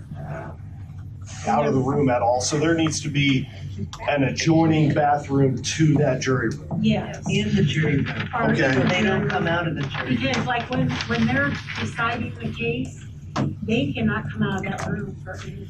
Okay, so here's I guess here's gonna be my question / rebuttal to that. Is there any reason you couldn't use the jury room on 5th floor where the bathroom is right next door? That is an absolute crazy place to put a jury room. Yeah. I think we all agree with that. And even if it's not serving as a jury room, it's a conference room. Okay. You would not put a public conference room or a jury room next to a judge's chambers or work areas with staff where it's going to be disruptive or interruptive to life at work. It's absolutely improper. So the jury room down the hall, 40 feet away from the chambers is not. What's that? So down the hall, 40 feet away from your chambers doesn't work? You mean for like on the 5th floor? Yes, for the 5th floor is what I'm saying. I see no reason to have a jury room on the 5th floor because the 2 courtrooms upstairs are courtrooms to the court. We don't have jurors come up from the jury. We just do the grand courtroom or Judge Riley's courtroom. So there's really no reason to have a jury room up there. So you'd rather see here's the original plan had 2 jury rooms on 4th floor, but when Judge Riley's chambers came down, that pushed one up to 5th floor is what had to happen there, because we need 2 for the 2 courtrooms. Okay. That was the concession we needed to make, those pieces changed places. So I guess a question on that, just as far as when a jury gets out, say you have a disabled juror, or you have jury members that can't climb stairs, they're going to come out to the public area, go through the elevator, ride that up in groups of 6. And I mean, does that seem? That's what we'd have to do now. That's not what we do now. It's not now. Oh, they're all on the same floor. And there's a bathroom right in the jury room. Two in. Yep. So we can't put restrooms in there? And there's also it's probably something we can, but it kind of breaks into that little break room that's there. What break? We don't. We didn't see a very break room on this one. On the 4 courtroom split chambers, it's on the 5th floor. Front page. There's a little round table with 4 chairs at it. That's a break room. Sorry, it's not labeled. Hey, we want to just continue to talk about the split chambers at this point. We're not talking about the 5 courtroom program at this point. So everybody's on the same page, okay? Yeah. Where, do we have a break room? So here, there is no break room. Yeah, it's just not labeled. It's just not labeled. It's on 5th floor. Oh, this is 4th. So there's one on 4th floor, and then there's one in the clerk's office as well. Where are the chambers? Yeah. In the split courtroom option? On 4th floor. On the 4th floor. So on the north end, up in the middle, there are 3 larger chambers we call the resident chambers. 3 smaller chambers for visiting magistrates. These are on 4th and 5th. So there's 2 on 5th, or 2 resident chambers on 5th, 2 visiting chambers on 5th. 1 resident was visiting on 4th.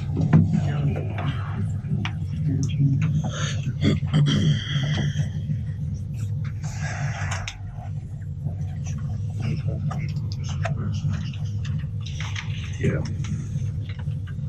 Something from an attorney's perspective on this layout, on the 5th floor. I would assume that if we had the bathrooms on the 4th, then the bathrooms on the 5th would be conference rooms then? We can't, okay, so with the size that Riley's courtroom grew on 4th, we can't fit that size of a restroom there. Okay. So we're far away. See how the courtroom comes all the way to the stairs? Right. That doesn't allow us to put that bank of restrooms there. But there's a note saying bathrooms there, like Yeah, a single sorry, bathroom. yeah, you could do unisex restrooms there if you want. So my question is then, if that's how it goes on the 4th, is the 5th floor, what looks like a bathroom now would be conference rooms? No, those would need to stay. They would need to stay. They would need to stay so we hit our number. So restrooms are figured out for square footage of the building and your occupancy load. So here's my concern with that, from an attorney's perspective, is now we have 0 conference rooms in the public area. There are absolutely no separated areas. And in district court, you often have domestic abuse cases where you have no contact orders between people. You have dissolutions where there's no contact orders. And there is no way to separate those people in this 5th floor. So the restrooms, or you're talking 5th floor specifically? Yeah. So with the restrooms needed, 5th floor doesn't have conference rooms. You would need to use 4th floor. Now, the problem with 4th floor, if we take those conference rooms out and use them as restrooms, now we've limited conference rooms even more. My preference would be to keep them conference rooms and have people travel to use the restroom. It would help workflow better. So with the way our courthouse was before the tornado, there was essentially maybe 2 conference rooms on the 4th floor that I recall. Tell me if I'm wrong. There was one. Because the sheriff's office took one of them. That's right. Yeah, there was one Okay, and there so- are 2 on 5th floor. And that was never enough. Well, no, I there can was tell you only right one now, because it you was. turned the other one into a holding. I never quite got there, but yeah. I mean, that Yeah. was being removed. But it was never enough, ever. That's why, that's, in the 4 And so room option, even- I can get 4 conference rooms on the 4th floor.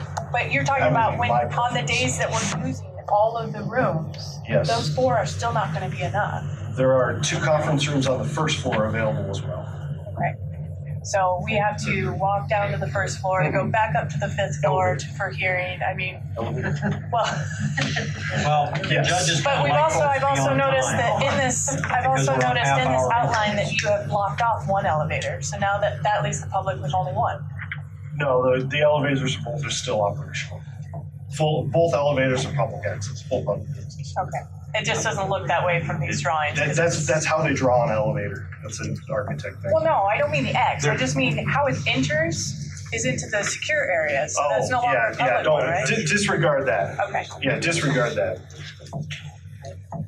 But I'm just saying, like, we were already short on conference space with our clients, and so we were, sitting there whispering in a hallway, trying to talk with them about confidential information and having them make life decisions in a hallway where, the county attorney is 5 feet away, because we lacked all, the necessary space to say, okay, this is what the judge just talked to us about. We need to make a decision. Good luck. Try not to tell me anything that the county attorney's going to hear. 3, So 6, or 4 conference rooms.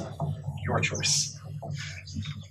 But that's just what I'm trying to say. It's like, we just need space. The 4th and 5th is just not going to be enough for a us. larger or conference room, or 2 smaller conference rooms, or public restrooms on the 4th floor. These are the a la carte items that can change inside of plans. Because, and like I said, some of these you have no contact orders, so you just simply have to keep them separate until you go into the courtroom. And so saying oh, sure, we'll have one down on the 1st floor is not really convenient to say, okay, now we're ready to go into the courtroom, run up here. Yeah. So we need I can 5th floor. easily get you 4 on 4th. 5th floor with the upgrade in the courtrooms and the restrooms needed for 4th floor. I cannot add conference rooms on 5th floor.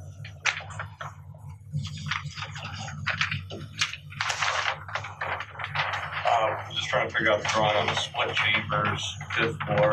I see the rotunda, I see the elevators, CA is court attendant.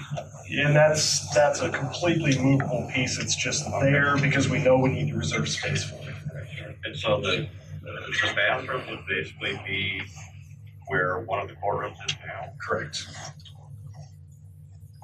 Lucas, could it be made smaller? Could that bathroom be made smaller? I don't think so. No, okay. But it could, Especially if we had a 4th floor. if we did the unisex restrooms on 1st, you could probably pull one stall out of it, but it's really, or on 4, you could probably pull one stall out of it, but it's really not gonna gain anything. You gain, I don't know, 70 square feet and you can't do much with that. And it's probably a 6 by 27 square feet.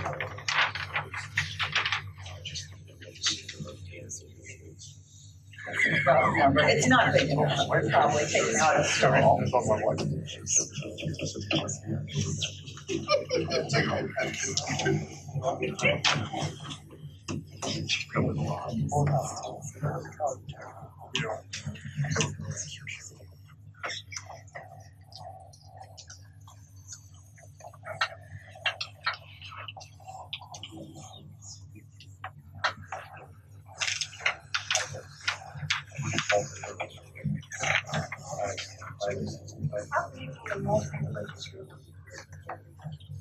It's large. Have you ever been in the GIS office?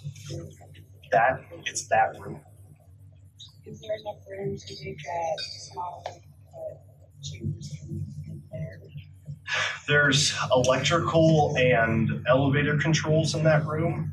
So it's really different. I don't want to put that like inside of an office because I have to have 4-foot fall away from it for electrical code. So it wouldn't work well.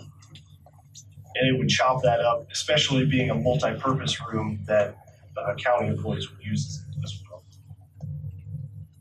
There could be 30 people in there easily. Oh, yeah. Okay, so on the GIS side of the building, there was the, you got to turn it out way back when, the storage room for the election machines, and there's another conference room or a big meeting room, and then the employee break room. What's needed for the rest of that 3rd floor? Office space, most likely HR at this point. So like Mary and Sue, and probably another body there.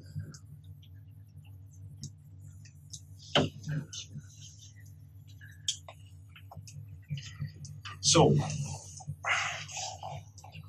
let me just reiterate what I'm hearing.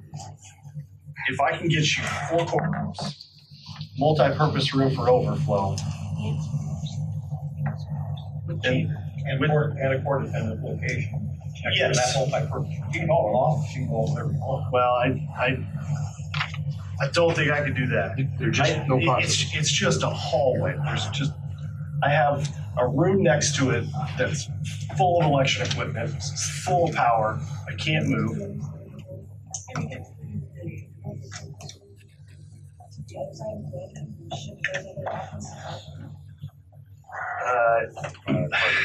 Then those offices don't work. Then I'm splitting an office. Why don't they work?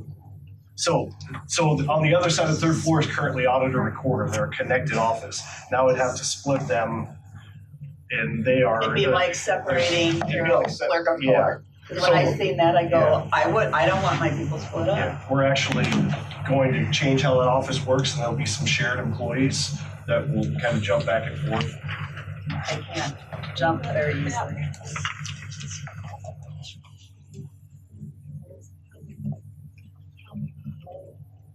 There'd be Well, 30 people in a chair, not with desks and. I get that, but.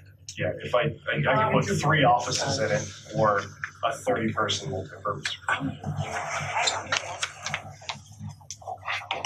have 9.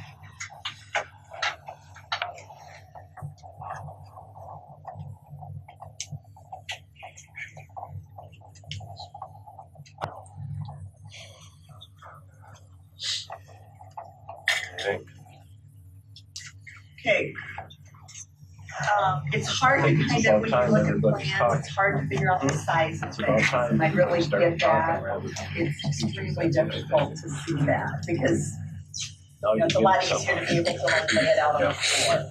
What would be helpful for us to know is if the size of the secondary courtroom sounds like it's, since we don't have to call the fire marshal each time we try to select a jury, I think that's going to really meet some needs. If we could, get some agreement that we could go on this 4 courtroom with the option of this other room, that we can start trying to work out. 'Cause to me, there's a lot of little things we need to work out. Marchie's, the jury can't leave, the restroom has to be in there. Okay, that's a big deal. You know, that's a change that, you know, I think an easy tweak, but it's very important. So those are all, those are tweaks. Yeah, that's an easy to do. You can basically break up the exterior of the building into like 6 sections. And this little section can go there, that one can go here. And that's like, these are interchangeable, they're not difficult. To the chambers conversation, when you look at the 4 courtroom split option, the chambers are the same width as what you, Judge, would have had before, but we bring the wall in from the hallway and basically plug a court attendant there. So your office basically shrunk your large bookshelf. A little more than that. Well, I mean, another couple feet, but what you do is you're taking me down to twice as much as any other department. The restroom south wall. I'm taking you at twice as big as any other department head in the county. No, I'm not a department head, so I don't know what that means. But so like Dan and Jennifer, your office is twice as big as theirs. It's even bigger than the supervisor's office. Yeah. How many times have you had 4 or 5 mildly upset lawyers in your office at once? This morning, never had. No. Lately, a little more frequently. No, I think Steve wins that answer. But be that as it may, it's not about me, frankly. I am less than 5 years away from being required to protect. We have an age maximum. I will expire, according to the court administrator's office, in 4 years and 10 months. No, you're not. You won't expire. My commission. And so a lot of my concern is what am I going to leave behind? Well, what am I going to leave behind for people? Again, number one thing is people need access to the court. And I'm not talking just about the litigants, although those are probably the most important. But I'm also talking about all the people who come with the litigants, and I'm talking about the guy on the street that has no interest in a particular case, who would just like to come in and see how an Iowa court is run. One. So, you know. And live call. Pardon me? And then live call. Well, that we get a whole new set of rules that you don't even want to think about. But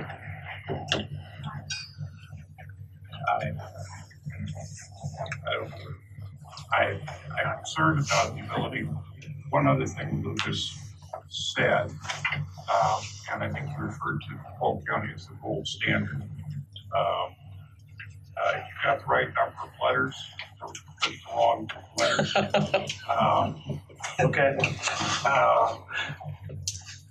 Polk County might as well be a different country. In the 2nd district, and I wrote an email, I think, I don't remember how many it was, I thought all of you. I wrote an email several weeks ago to try to explain in Polk County, every courtroom has its own court attendant. In Polk County, the court reporters are not assigned to individual judges, but are pooled, and generally speaking, a court reporter will work with the same judge that they're if a judge needs to deal with the world, he or she can do it through the court attendant that's assigned to the courtroom that judge is assigned to for the year. They change assignments. Couldn't get me no different. So when you look at that court reporter room, you're not talking about people who necessarily need to be right next to the one judge that they work for, 0.91 or 93. I haven't got the exact number at the time. You see what I mean? Yep. Okay. The other thing about that is different, and I think here maybe I'm beating a dead horse, but if I am, the horse won't mind. Is that that was a completely secure room. It was behind, number one, of course, they had a single point of entry at the first level. But number two, you'll recall that they were very careful about creating three corridors. You had employee, public, and prisoner. Yeah. Which you and I both know we're not going to see in Marshall County unless the next thing we get is an earthquake that knocks the place down. And I just don't even want to experience it. So there's no way we can do that within the confines of what we do. I don't care how smart you are or who you are, it's not going to do it. So those are two reasons why it is that system is different and really doesn't compare to what we've done. Every court reporter, just so you have some idea, because my guess is there'd be no reason for you to know this either unless you happen to see it while you're doing maintenance. Every court reporter, as we do business now, has two computers, their state laptop that they tie into monitors and whatnot. But every court reporter also has his or her own laptop that is a part of their computer-assisted transcription program. And so in the old days, if I asked a court reporter to read back, she pulled out a piece of paper and read the shorthand. Now I ask my court reporter to read back, and she might do that. More likely, she's going to pull it up on the computer screen and goes back and forth between her desk in the office and her station in the computer in the courtroom. Where I'm headed with that is that it's unrealistic to think that you can create a system where people are going to go by an open station and that you're going to be able to keep things secure. Correct me if I've gotten this wrong. Go ahead. The main issue is that security is not quiets people around. And a disturbance. I'm sorry, I missed what you said. The security staff. It is a disturbance. That's a little different issue. That's a little different issue than what I'm talking about. Go ahead. Well, I'm getting there. So if I could pull security and detainees out of secure corridor, I now solve that issue. Because the only people I have there are attendants and judges. And court reporters. I would think. Yeah, sorry, reporters, not attendants. Not having prisoners in secure corridors in any way, shape, or form would be prudent. But I guess my question is, does that solve issues? I think they should be secure. Yes. I just don't think they should be secure in a place where they have access to secure court employees. It just creates logistical problems and security problems. So what I'm going to do is I'm going to try and find a place to relocate security and detainee holding outside of judges and staff secure corridor. Lucas, I think the simple answer is yes, I think so.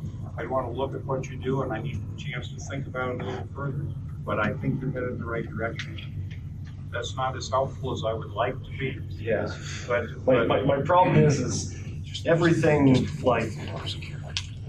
that we think about for another couple days is another couple days and another week and another 2 weeks. And now I'm looking at 2020. I'm looking at if we're 3 more weeks down the line, legitimately, we're still working on this 2020, January, February. And the problem with that is I have a general contractor on site and they will handle these things for me while the insurance scope is happening. Once the insurance scope is over, now the insurance company is no longer paying that general contractor and I am paying that general contractor. And holy shit, do we not have enough money for that? So when is the, What defines what you're referring to as scope insurance? Is that a calendar or is that a dollar? That is when the insurance scope of work is finished. So if I delay this work, there's a small section of this that is insurance scope. There is a large section of this that is county scope that we are taking care of. As soon as the insurance scope is done, it's our responsibility. EMC is no longer fronting that bill to have my general contractor on site. What I'm asking you, though, Lucas, is define the term scope.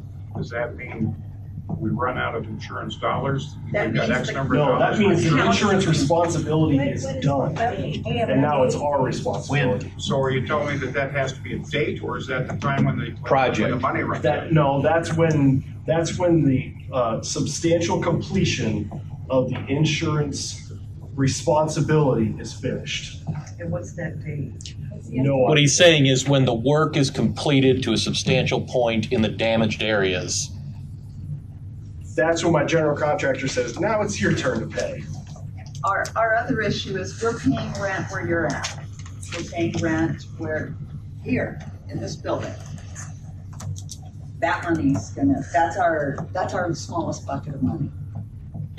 That's gonna become real dollars for us soon. In this project. Because we thought that, if we could be back in there by, early fall, we're probably okay. Well, and our we, I use we because It's we, because it is we. we're all taxpayers here. That's exactly right. My point exactly. Are we paying rent for this and the Max building? Max building and out of the, insurance dollars or out of? Yes, but there is a $500,000 limit. $500,000 Once we reach that limit, now it's our responsibility. Do you have any idea where we stand on that? I don't, but I had it when I calculated out my first guesstimate, And the it was mall. around October. And mall Around In the mall October of store. 2019. Yes, That also includes our relocation expenses back into the yeah, ordinance. that's moving. So, so as we expire that, now we're paying to Utilities move everybody here, back we have to in. pay utilities, so there's just a lot of stuff that. Timelines are important. And I get that. My point is I was trying to make with David a minute ago, an hour ago, whatever it was, is that, yeah, but I'd like to also get it done as close to right as we can.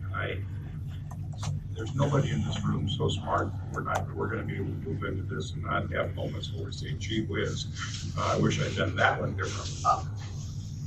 Sure. So, We hope we don't have many of those, but sure, it's gonna happen. And that's my point, is I'd like to try to minimize that, and I'd like to be able to move in, and even though I'm a little inconvenienced by something being out of place, and I have to walk around it, at least I can go into the room and do my work. So another thing to remember here is what we have done in your offices, in your space, is allowed room for size of desk. And now it's Jim's responsibility to say, I'm putting this desk here. So, and that's another whole conversation that all we're doing is saying, here's your desk, here's where you told me you want your desk, so there's where your power network is. Now, when you come through and say, well, I want my desk over there, I go, power network's here, I don't know what to tell you. See, when are we gonna get to that stage? Oh my goodness, construction docs. I mean, Yeah, that's, Because yeah, that's so the thing I've been that's, worried about is, to answer some of these questions about how people will fit in the office. Yes. So once we get general ideas, I tell the architects, this is the direction we're going. After that, they say, okay, great. Now we set up meetings with Jim and we say, all right, where do you want your office? How do you want this to look? Okay, good. John, how do you want your office to look? Okay, good. And that's when we say, there's where your power goes, there's where your data goes. So this isn't, I'm not saying, come in and tell me exactly how you want your office. I'm just saying, does this look good? I mean, from this far away, yeah, that looks good. Okay, now we set up the next meeting and say, I want my desk in this corner. we need to have a restroom in the jury room. And if those details, that's the kind of stuff do That's- after we get further. That stuff's easy with a 45-minute, I'm almost sit kind of down. concerned about the jury room and the holding cell for the defendant being right next door to each other too. That can't happen. I will do my damnedest to get that security and holding outside of your secured area. And that's also a concern, Lucas, on the fourth, I think you're talking about the fifth floor. Fourth. Oh, okay. Currently, that's fourth floor. All right. Well, because there's also, okay, what is this one? Tolerate me for a minute. On the fifth floor, the guard, what is it, northwest corner. You got a jury room, and then you got an open space, and then there's a table with 4 chairs around it. What's that? Break room option. It's kind of one of those a la carte areas.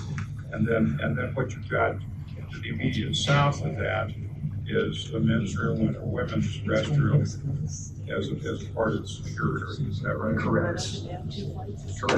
Or 2 unisex, however.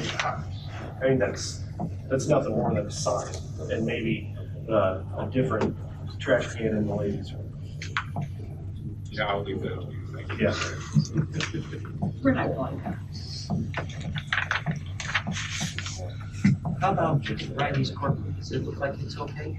I think she agreed that the courtroom itself is all right, but she would probably want more input into chambers, a court attendant, and court reporter, how that is laid out and how that flows.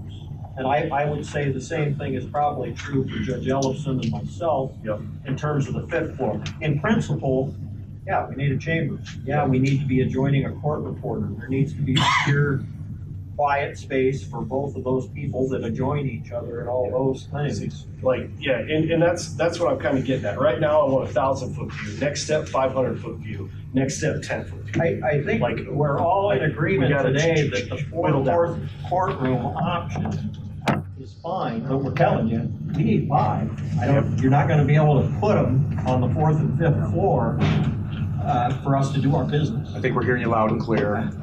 Jim had mentioned to me in the past too that it's just an absolute cluster up there. Or it could be the potential if there were that many an extra courtroom put on the extra floor. I mean, from my perspective, if we're going with taking out the pasture on the third. Well, to be honest with you, Paul, I look at it as soon as magistrate court's done, just go use whatever they were using in the AM. You know what I mean? They're done at 9:30. But you have everybody's schedule. You can't just say, oh, show up on this day. You say show up to this room at this time. You can't just like pick up and go the rest of the day, we'll go upstairs. I don't know how many times I've heard that we change courtrooms around on days. I guess I didn't understand that. And I guess I'm trying to figure out, kind of like, if that's where I go to, where my chambers or my reporter and I are going to be in this drawing. Yeah. I guess I would see it more as the day that you're in attendance, you take one of the other courtrooms on Fifth, and magistrate holds theirs there. Where? Yeah, in the multi-purpose room. But the problem with that is if the Fifth is ate up with 2 divorces, and Judge Ellison and I are doing 2 divorce trials starting Tuesday. They go through Wednesday, Thursday, and that's not going to be the option for him on Wednesday, Thursday, and Friday, or Thursday and Friday. Okay. And so can you use the grand courtroom at that point? I guess I don't. Maybe. Yeah, I mean. That's also contingent upon whether or not there's some proceeding that's certainly if that's if that's where magistrate's doing initial appearances, most of the time, except when there's a jury trial. Yeah. That's a juggle. Yeah, like today, he didn't get done until noon, just before noon. Yep. So, and Judge Hopper has hearings from 9 in the morning until 4 in the afternoon. Mm-hmm. So that's not an option. You know, it's just we're trying to shove as much in as we possibly can. We really are. Yeah. But once, you know, I mean, you're talking Judge Riley, magistrate, juvenile, they're chugging it. And it's not a scheduling issue. It's not like Judge Crawford can schedule his hearings in the afternoon after magistrate's done. There's too many of them. Well, and they're scheduled I'm just 6 saying on weeks the in day advance. he's here, put him in a courtroom, not the multi-purpose room, and put somebody else in the multi-purpose room. On the days that you need that fifth. That may or may not work, and what we're telling you is that fifth room, it's gonna get used more and more. And we told you, because you asked us, what are your current and your future needs? And he's growing. He's growing. Frankly, I would encourage you to talk to your county attorney. We need 2 full-time district associate judges in Marshalltown based on the dockets that they handle. Court administration will get that sooner or later. They'll probably make him full-time here at some point, along with Judge Riley or her predecessor when she retires. But that's going to happen. There's just those dockets aren't going away, and the space for them to conduct that business. I want to be. The juvenile court and magistrate court are frankly the face of the judicial branch, and they are the 2 courts that 90-some% of Iowans come and face most of the time.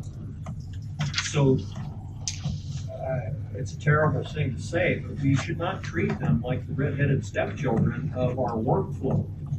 Our constituents spend a great deal of time with them. I was a magistrate for 7 years. That's the people's court. That's where everybody has their initial appearances, from first-degree murder to nuisance abatements. And they can't just be the afterthought. They need to be treated with a designated place, quite frankly. And his court is extremely important, because they're dealing with everything from China adjudications to delinquencies to termination of somebody's parental rights. I mean, it doesn't get any more serious for a family than that. And when you talk about like, hey, as soon as magistrate's done, just move your court. Any given China case has about 10 people that can show up. You've got a DHS worker, you've got the county attorney, you've got an FSRP worker, you've got an attorney for both parents, you've got both parents. And so you've got 10 people. And if you say like, hey, we've got a hearing on Friday, but I have no idea if we're going to be on the 5th floor, the 4th floor, or the 3rd floor, go ahead and just find me when you get there. And you're talking about doing that to 10 people throughout an entire day. Because, like I said, China's are scheduled all day Thursday, all day Friday, or other things, but those cases take up a lot of people and they all come in, and you can't just say like, well, use whatever courtroom's available. It needs a designated space. It really just does. And adjacent space for the players and the branch to do their work. The FSRP worker has to be able to talk to the attorney and the mom privately, because mom and dad have no contact order between them. They can't even be around each other because they've been fighting with each other. And so then the FSRP's got to go over and talk to the other one. And this is all taking place. The reason I showed you that video from our current circumstances, which is no different than what the court system was like before. Those conversations are taking place in hallways, in stairwells, wherever folks can find a place to talk, and it's not appropriate access to justice. They can't talk confidentially about private, personal things that affect their lives, and then come into court, be well prepared to present their case to the likes of us, so we can make a fair decision. That's the import of this. These are families. These are folks whose lives are in the pivot here. And that's just juvenile. Throw it in there and throw a criminal case where somebody's looking at, 25 years in prison and having the ability to properly prepare and be in there. Or a victim who has been victimized by a defendant and needs to have time to talk with an access person or the county attorney or the victim witness coordinator in order to prepare for a hearing or a trial, that collateral space where you're saying, well, I can give up a bathroom to give you a conference room, it's way more important than that, Lucas. It's really important. I'm saying that with the utmost respect because I know the difficult decisions you folks are making and the difficult decisions you're making in terms of trying to deal with our real estate. But that ain't gonna make a hill of beans to somebody who's getting their rights terminated or is going to prison or is losing a custody decision regarding who's gonna have primary care of their kids. Those are the folks. Those are all your Marshall County citizens who come to resolve their stuff peacefully so they're not taking clods and swords to each other like they did back in the 14th century. If I go to, I don't know, third or fourth or wherever, I guess I envision the efficiency problems that Judge Riley talked about with her and her reporter as far as going up and down stairs. And I concede I could use the exercise, but in terms of inefficiency,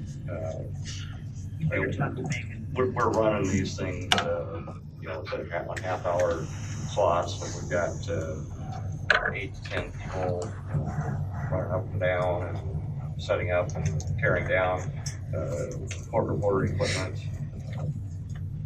chambers and courtroom. Very efficient. And then you still have to remember the afterthought. So he has the hearing, and then he and his court reporter have to go write a written decision that gets filed, which takes time, space, and quiet to do. And they're all going to want their decisions promptly. So that all has to happen. It's a pretty fast-moving game.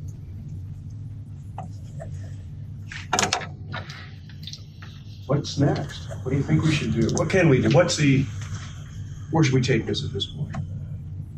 I think we've gained some ground Oh, here. a lot. I think a lot. This last hour. And if Lucas can take that, work with the architects some, and work on these handful of things to make this better, and then sit down with a small group. And the small group isn't making decisions. The small group is going to give advice again. Say, that looks like that's going to work. Or can you tweak this? We can do that in a good, efficient amount of time, and not spend as much as we have today, and stay with the topic. We're all on the same philosophical page at this point, and I think that'll work. I'm excited about being as close as we are. I think this will work. Are you okay with us coming to you, maybe even one-on-one sometimes on? Yes. But that's okay. Okay, that's great. That's great. And that includes not only the three of you, but also Lucas. Absolutely. You know, if I'm the in next trial, meeting will include the architects, and it'll be that's fine. a If I'm in much more trial, zoomed-in view. if I'm in trial or if I'm in a hearing, no, I can't talk to you. Obviously. But if I'm on a writing day or if I'm between, frankly, I'll come to you. If you tell me, I don't know where to find it. That's not a. Well, we're never there. We're like well hidden. Where is your office, by the way? It's a black site. To follow the helicopters. And I don't know. Have you given Lucas a real desk and a place to be? No, he's still got crayons. Table about like this. I do have an office. I just haven't seen it in a while. Well, then you and Judge Crawford should talk. It sounds like you have the same current. Actually, You use mine at the jail. I've never. You and I could maybe compare card tables.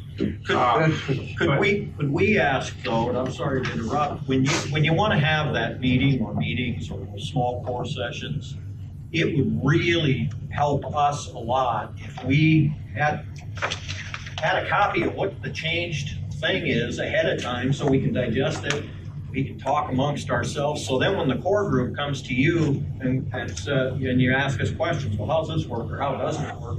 Then we can be much more efficient in terms of those discussions when we come to you. Because we know your time is important here in getting this done. That will make us so much more efficient in terms of being able to. We'll have already discussed it And then we can come over. and passed it around with our staff and gotten input. It would save you a lot of time in the long run if you can get us updated blueprints as soon as you get them. Nothing has changed since that. The only thing I have different from what you have there is Bathrooms instead of. what. It's just, I don't know how we could not have bathrooms on the 4th floor. I don't. But I'm assuming, based on our discussion today, you're gonna go back to the drawing board and to start doing some stuff. So when you make those changes, I gotta send it to Jim, and I gotta send it to Noah, and I gotta talk to our people internally before I come back to chat with you and the architects, and before Judge Ellison comes back to talk to you. I don't think it's an issue. So I guess here's how I envision this happening now. I have an idea of what to go with, and I've talked about this has a ripple effect on what happens on 1st, 2nd, 3rd floor. So what I will do is I will go back to our architects, Scott and Jimmy, and I'll say, hey, roll with this. They'll work on it. When I get an update, I'll get it to you. But what I'm most likely gonna do is I'm gonna start on 1st floor, and I'm gonna go with these department heads. 2nd floor, these guys, 3rd floor, and we work our way back up, and that'll give you as much time as you need or as much time as I can provide on my end to give you to digest what you have going on, and we can shoot back and forth. Because they'll work on all 5 floors. I get But now's the time to dive into, John, what's your, here's your office space, and this is the size of it. You know, do you want your desk in that corner? Do you want it in this corner? Do you want to sidelight your door? I don't care. That we'll cover with these people. Yeah. I don't know that that's something Well, that we. now I need to know where the desk goes. I don't care. What I'd say, I say, Jim, I got an 8x8 desk that fits right here with a file cabinet on the end of it, you know, or you can put it over here. What I need is, okay, I want my desk on this side because that's where my power goes. Because I'm not going to put power boom, boom, boom, boom, boom all the way around the room because that's just. And if that's where you want us to be in our next planning, we need to take a look at some stuff, because there may be some things about the current planning where we say, you know what, it makes no sense to have 4 chambers on the 5th floor because that chambers involves this fellow. Yeah. And that needs to be somewhere else, in which case that area may very well turn into a conferencing space the council can use. And that's kind of what I talked about, your different nodes, like this node can move here and this node can move here. Like we can shuffle that stuff around a little bit. Now, not everything's completely interchangeable, and it may go, well, the breaker was here, and now it's over here, but these are we'll get there. So it's my understanding that you're gonna ask the architects to make some changes as we've discussed today, send us some plans, and then ask us to answer some more questions? Correct. That's great. When can what's an ETA on the blueprints? You have any idea? I know. Week and a half, 2 weeks. Well, no, it'll be blueprints as far as construction documents? No. The next phase of this that Jimmy and Scott will send to us. quick, half a day possibly. Yeah. Maybe. I would say Depends their other projects, so. next week at the latest. Pretty close to plug and play. Now, if he calls you up. Dave, what did you say? It's pretty close to plug and play. Plug and play. Okay. Yeah, at this point, it's, you know, And just you computer know work. we don't need a jury room on the 5th floor. We don't have juries on the 5th floor. They're only on the 4th floor. Okay, You got that? I got it. It makes it, yeah. Okay, I just. It makes it tougher, but yeah. I understand. Yeah, we only have juries on the 4th floor with the 2 big floors. Yep. Now, if there's only one supervisor that comes to meet with. That's fine. Okay. That's The- not. the- the- the You rest have of us- to bring trees. Will he promise, will he raise his right hand and promise to be nice? Yeah. That's all I'm asking. I will, I Because I'll promise. try. There's a reason for that. It isn't because we're not interested and we don't want to be involved. Is that if 3 of us go, and we got to be real careful. Oh, you can't do that. And We have to have this meeting. It's gotta be an open public it's a meeting. perception that other people will see and say, you're making decisions. No, we're not. So, you know, I just want to tell you that. So Steve may come one time and Dave another time and me another time. By then it's going to be done. So That's fine, and all I'm asking is if we can improve our communication, because I wouldn't have asked the chief judge to allow us to close the courthouse and brought all our employees over here if I had known that this meeting was not the final reconfiguration of the judicial branch. It wouldn't have been necessary for us to do it. That's what we were told, and that was on 48 hours notice. Yeah, it was just hopeful thinking, I guess, on our part, you know, maybe this could be the. You understand the scramble I do, that we of had to course. go through? Yeah. You had to Yes. we had people from Des Moines who were all involved in this process that scrambled around. Yeah. And I ended up getting the chief judge to get permission to close the court Yeah. facilities, which he wouldn't even do it when it was 40 below and the wind was blowing. So I mean, it's a big deal. I'm sorry, yeah, okay. Yeah. So I if see where you're coming from here If we could have now. some better communication about With that. all we due can respect, when Judge Ellison and I spoke yesterday, we only wanted a couple judges, and when Steve spoke to your wife, I believe we only wanted a little bit there. I had sent out the email. We realized you sent it out ahead of time. Yeah. Well, that's what Lisa told her to do. It could have been retracted. I don't think, Dave, that our conversation ever got down to how many. Yeah, it was basically you and Judge Haney and. You have to It understand. was you and me on the phone. You have to understand that Right, but that's who we wanted. if a final We didn't need the entire group. if a final determination had been made, we would have been remiss in not involving all these other players. I understand. You We bet. would, I mean, somebody would have said, what are you doing making this back alley decision that impacts every aspect of the judicial branch? I'm sorry, that was the impression that I mean, we gave. so we couldn't, Yeah. we had no choice but to shine some light on it with all our employees. I think everybody My fault. who It was came really- it was did my- learn something. Memento homo. Don't I call me. think you're right. Don't call me. He'll figure out what it is. Are we, Should we call this a game? We do Are we? I just We will. want to reiterate, if you guys, including Lucas, Paul, come over and I'm available, but not like you. Right. Yeah. We respect that. Come over and watch. And what I We wanted would. to ask, one thing I Really? wanted to ask Serious. Lucas, as a matter of process, is any of this, do you have a CAD program and do any of this yourself? Or this is all the architect? Correct. So you are essentially a conduit. Yeah, a lot of times they're involved in the meetings. Yeah. I didn't bring them in for this meeting. I didn't think it was super necessary because I didn't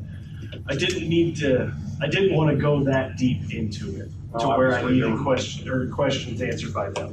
Obviously, there were at least two different understandings of what the meeting was about, maybe more than that. But, okay. Well, I'm just, because I would be perfectly willing to stand over the shoulder of a guy or a woman on the computer and say, no, we need a line here because that court reporter has to have a wall and a door between him or her and even a secure hallway, as an example. Yep. I think we could have gotten past that hours ago. Can they do their reconfiguring from Marshall County, or does it have to be in the? Yeah, they can do some stuff they can do about anything on site. Some of it takes a little more time than others. Okay. It's not just like, See if that could happen. it's more sit down and take notes and then go back and do it later. Yeah, I mean, I wouldn't want somebody looking over my shoulder while I was trying to work. I'd want It's to. astounding to me that some people work well that way and others do not. I'm with you.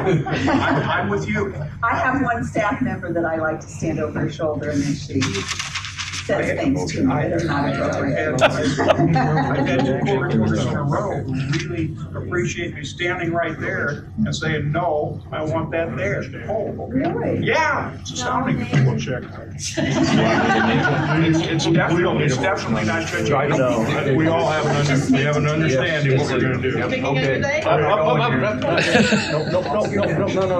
possible action, it says possible. Okay, possible actions, so And quite there's no frankly, possible, I don't think we have to do anything. if we're not gonna do that, I'm gonna table item number 3. Yes, let's table it. I would appreciate Mr. that. Chairman, I motion that we table item. to allow all parties involved to continue dialogue until we come to resolution on these items. Well, I'd second that. All right. If there's no other discussion, let's have a roll call vote. Slosson, Yes. Thompson, Yes. Chapman. Yes. All right, adjournment. The next regular session is April 2nd, 2019 at 9 o'clock a.m. All business to be acted upon in the session should be submitted to County Auditor, Recorder's Office, or the Board of Supervisors Office by Thursday, March 28, 2019 at 1 o'clock. There being no further business come before the board, the meeting is adjourned at 3:25 p.m.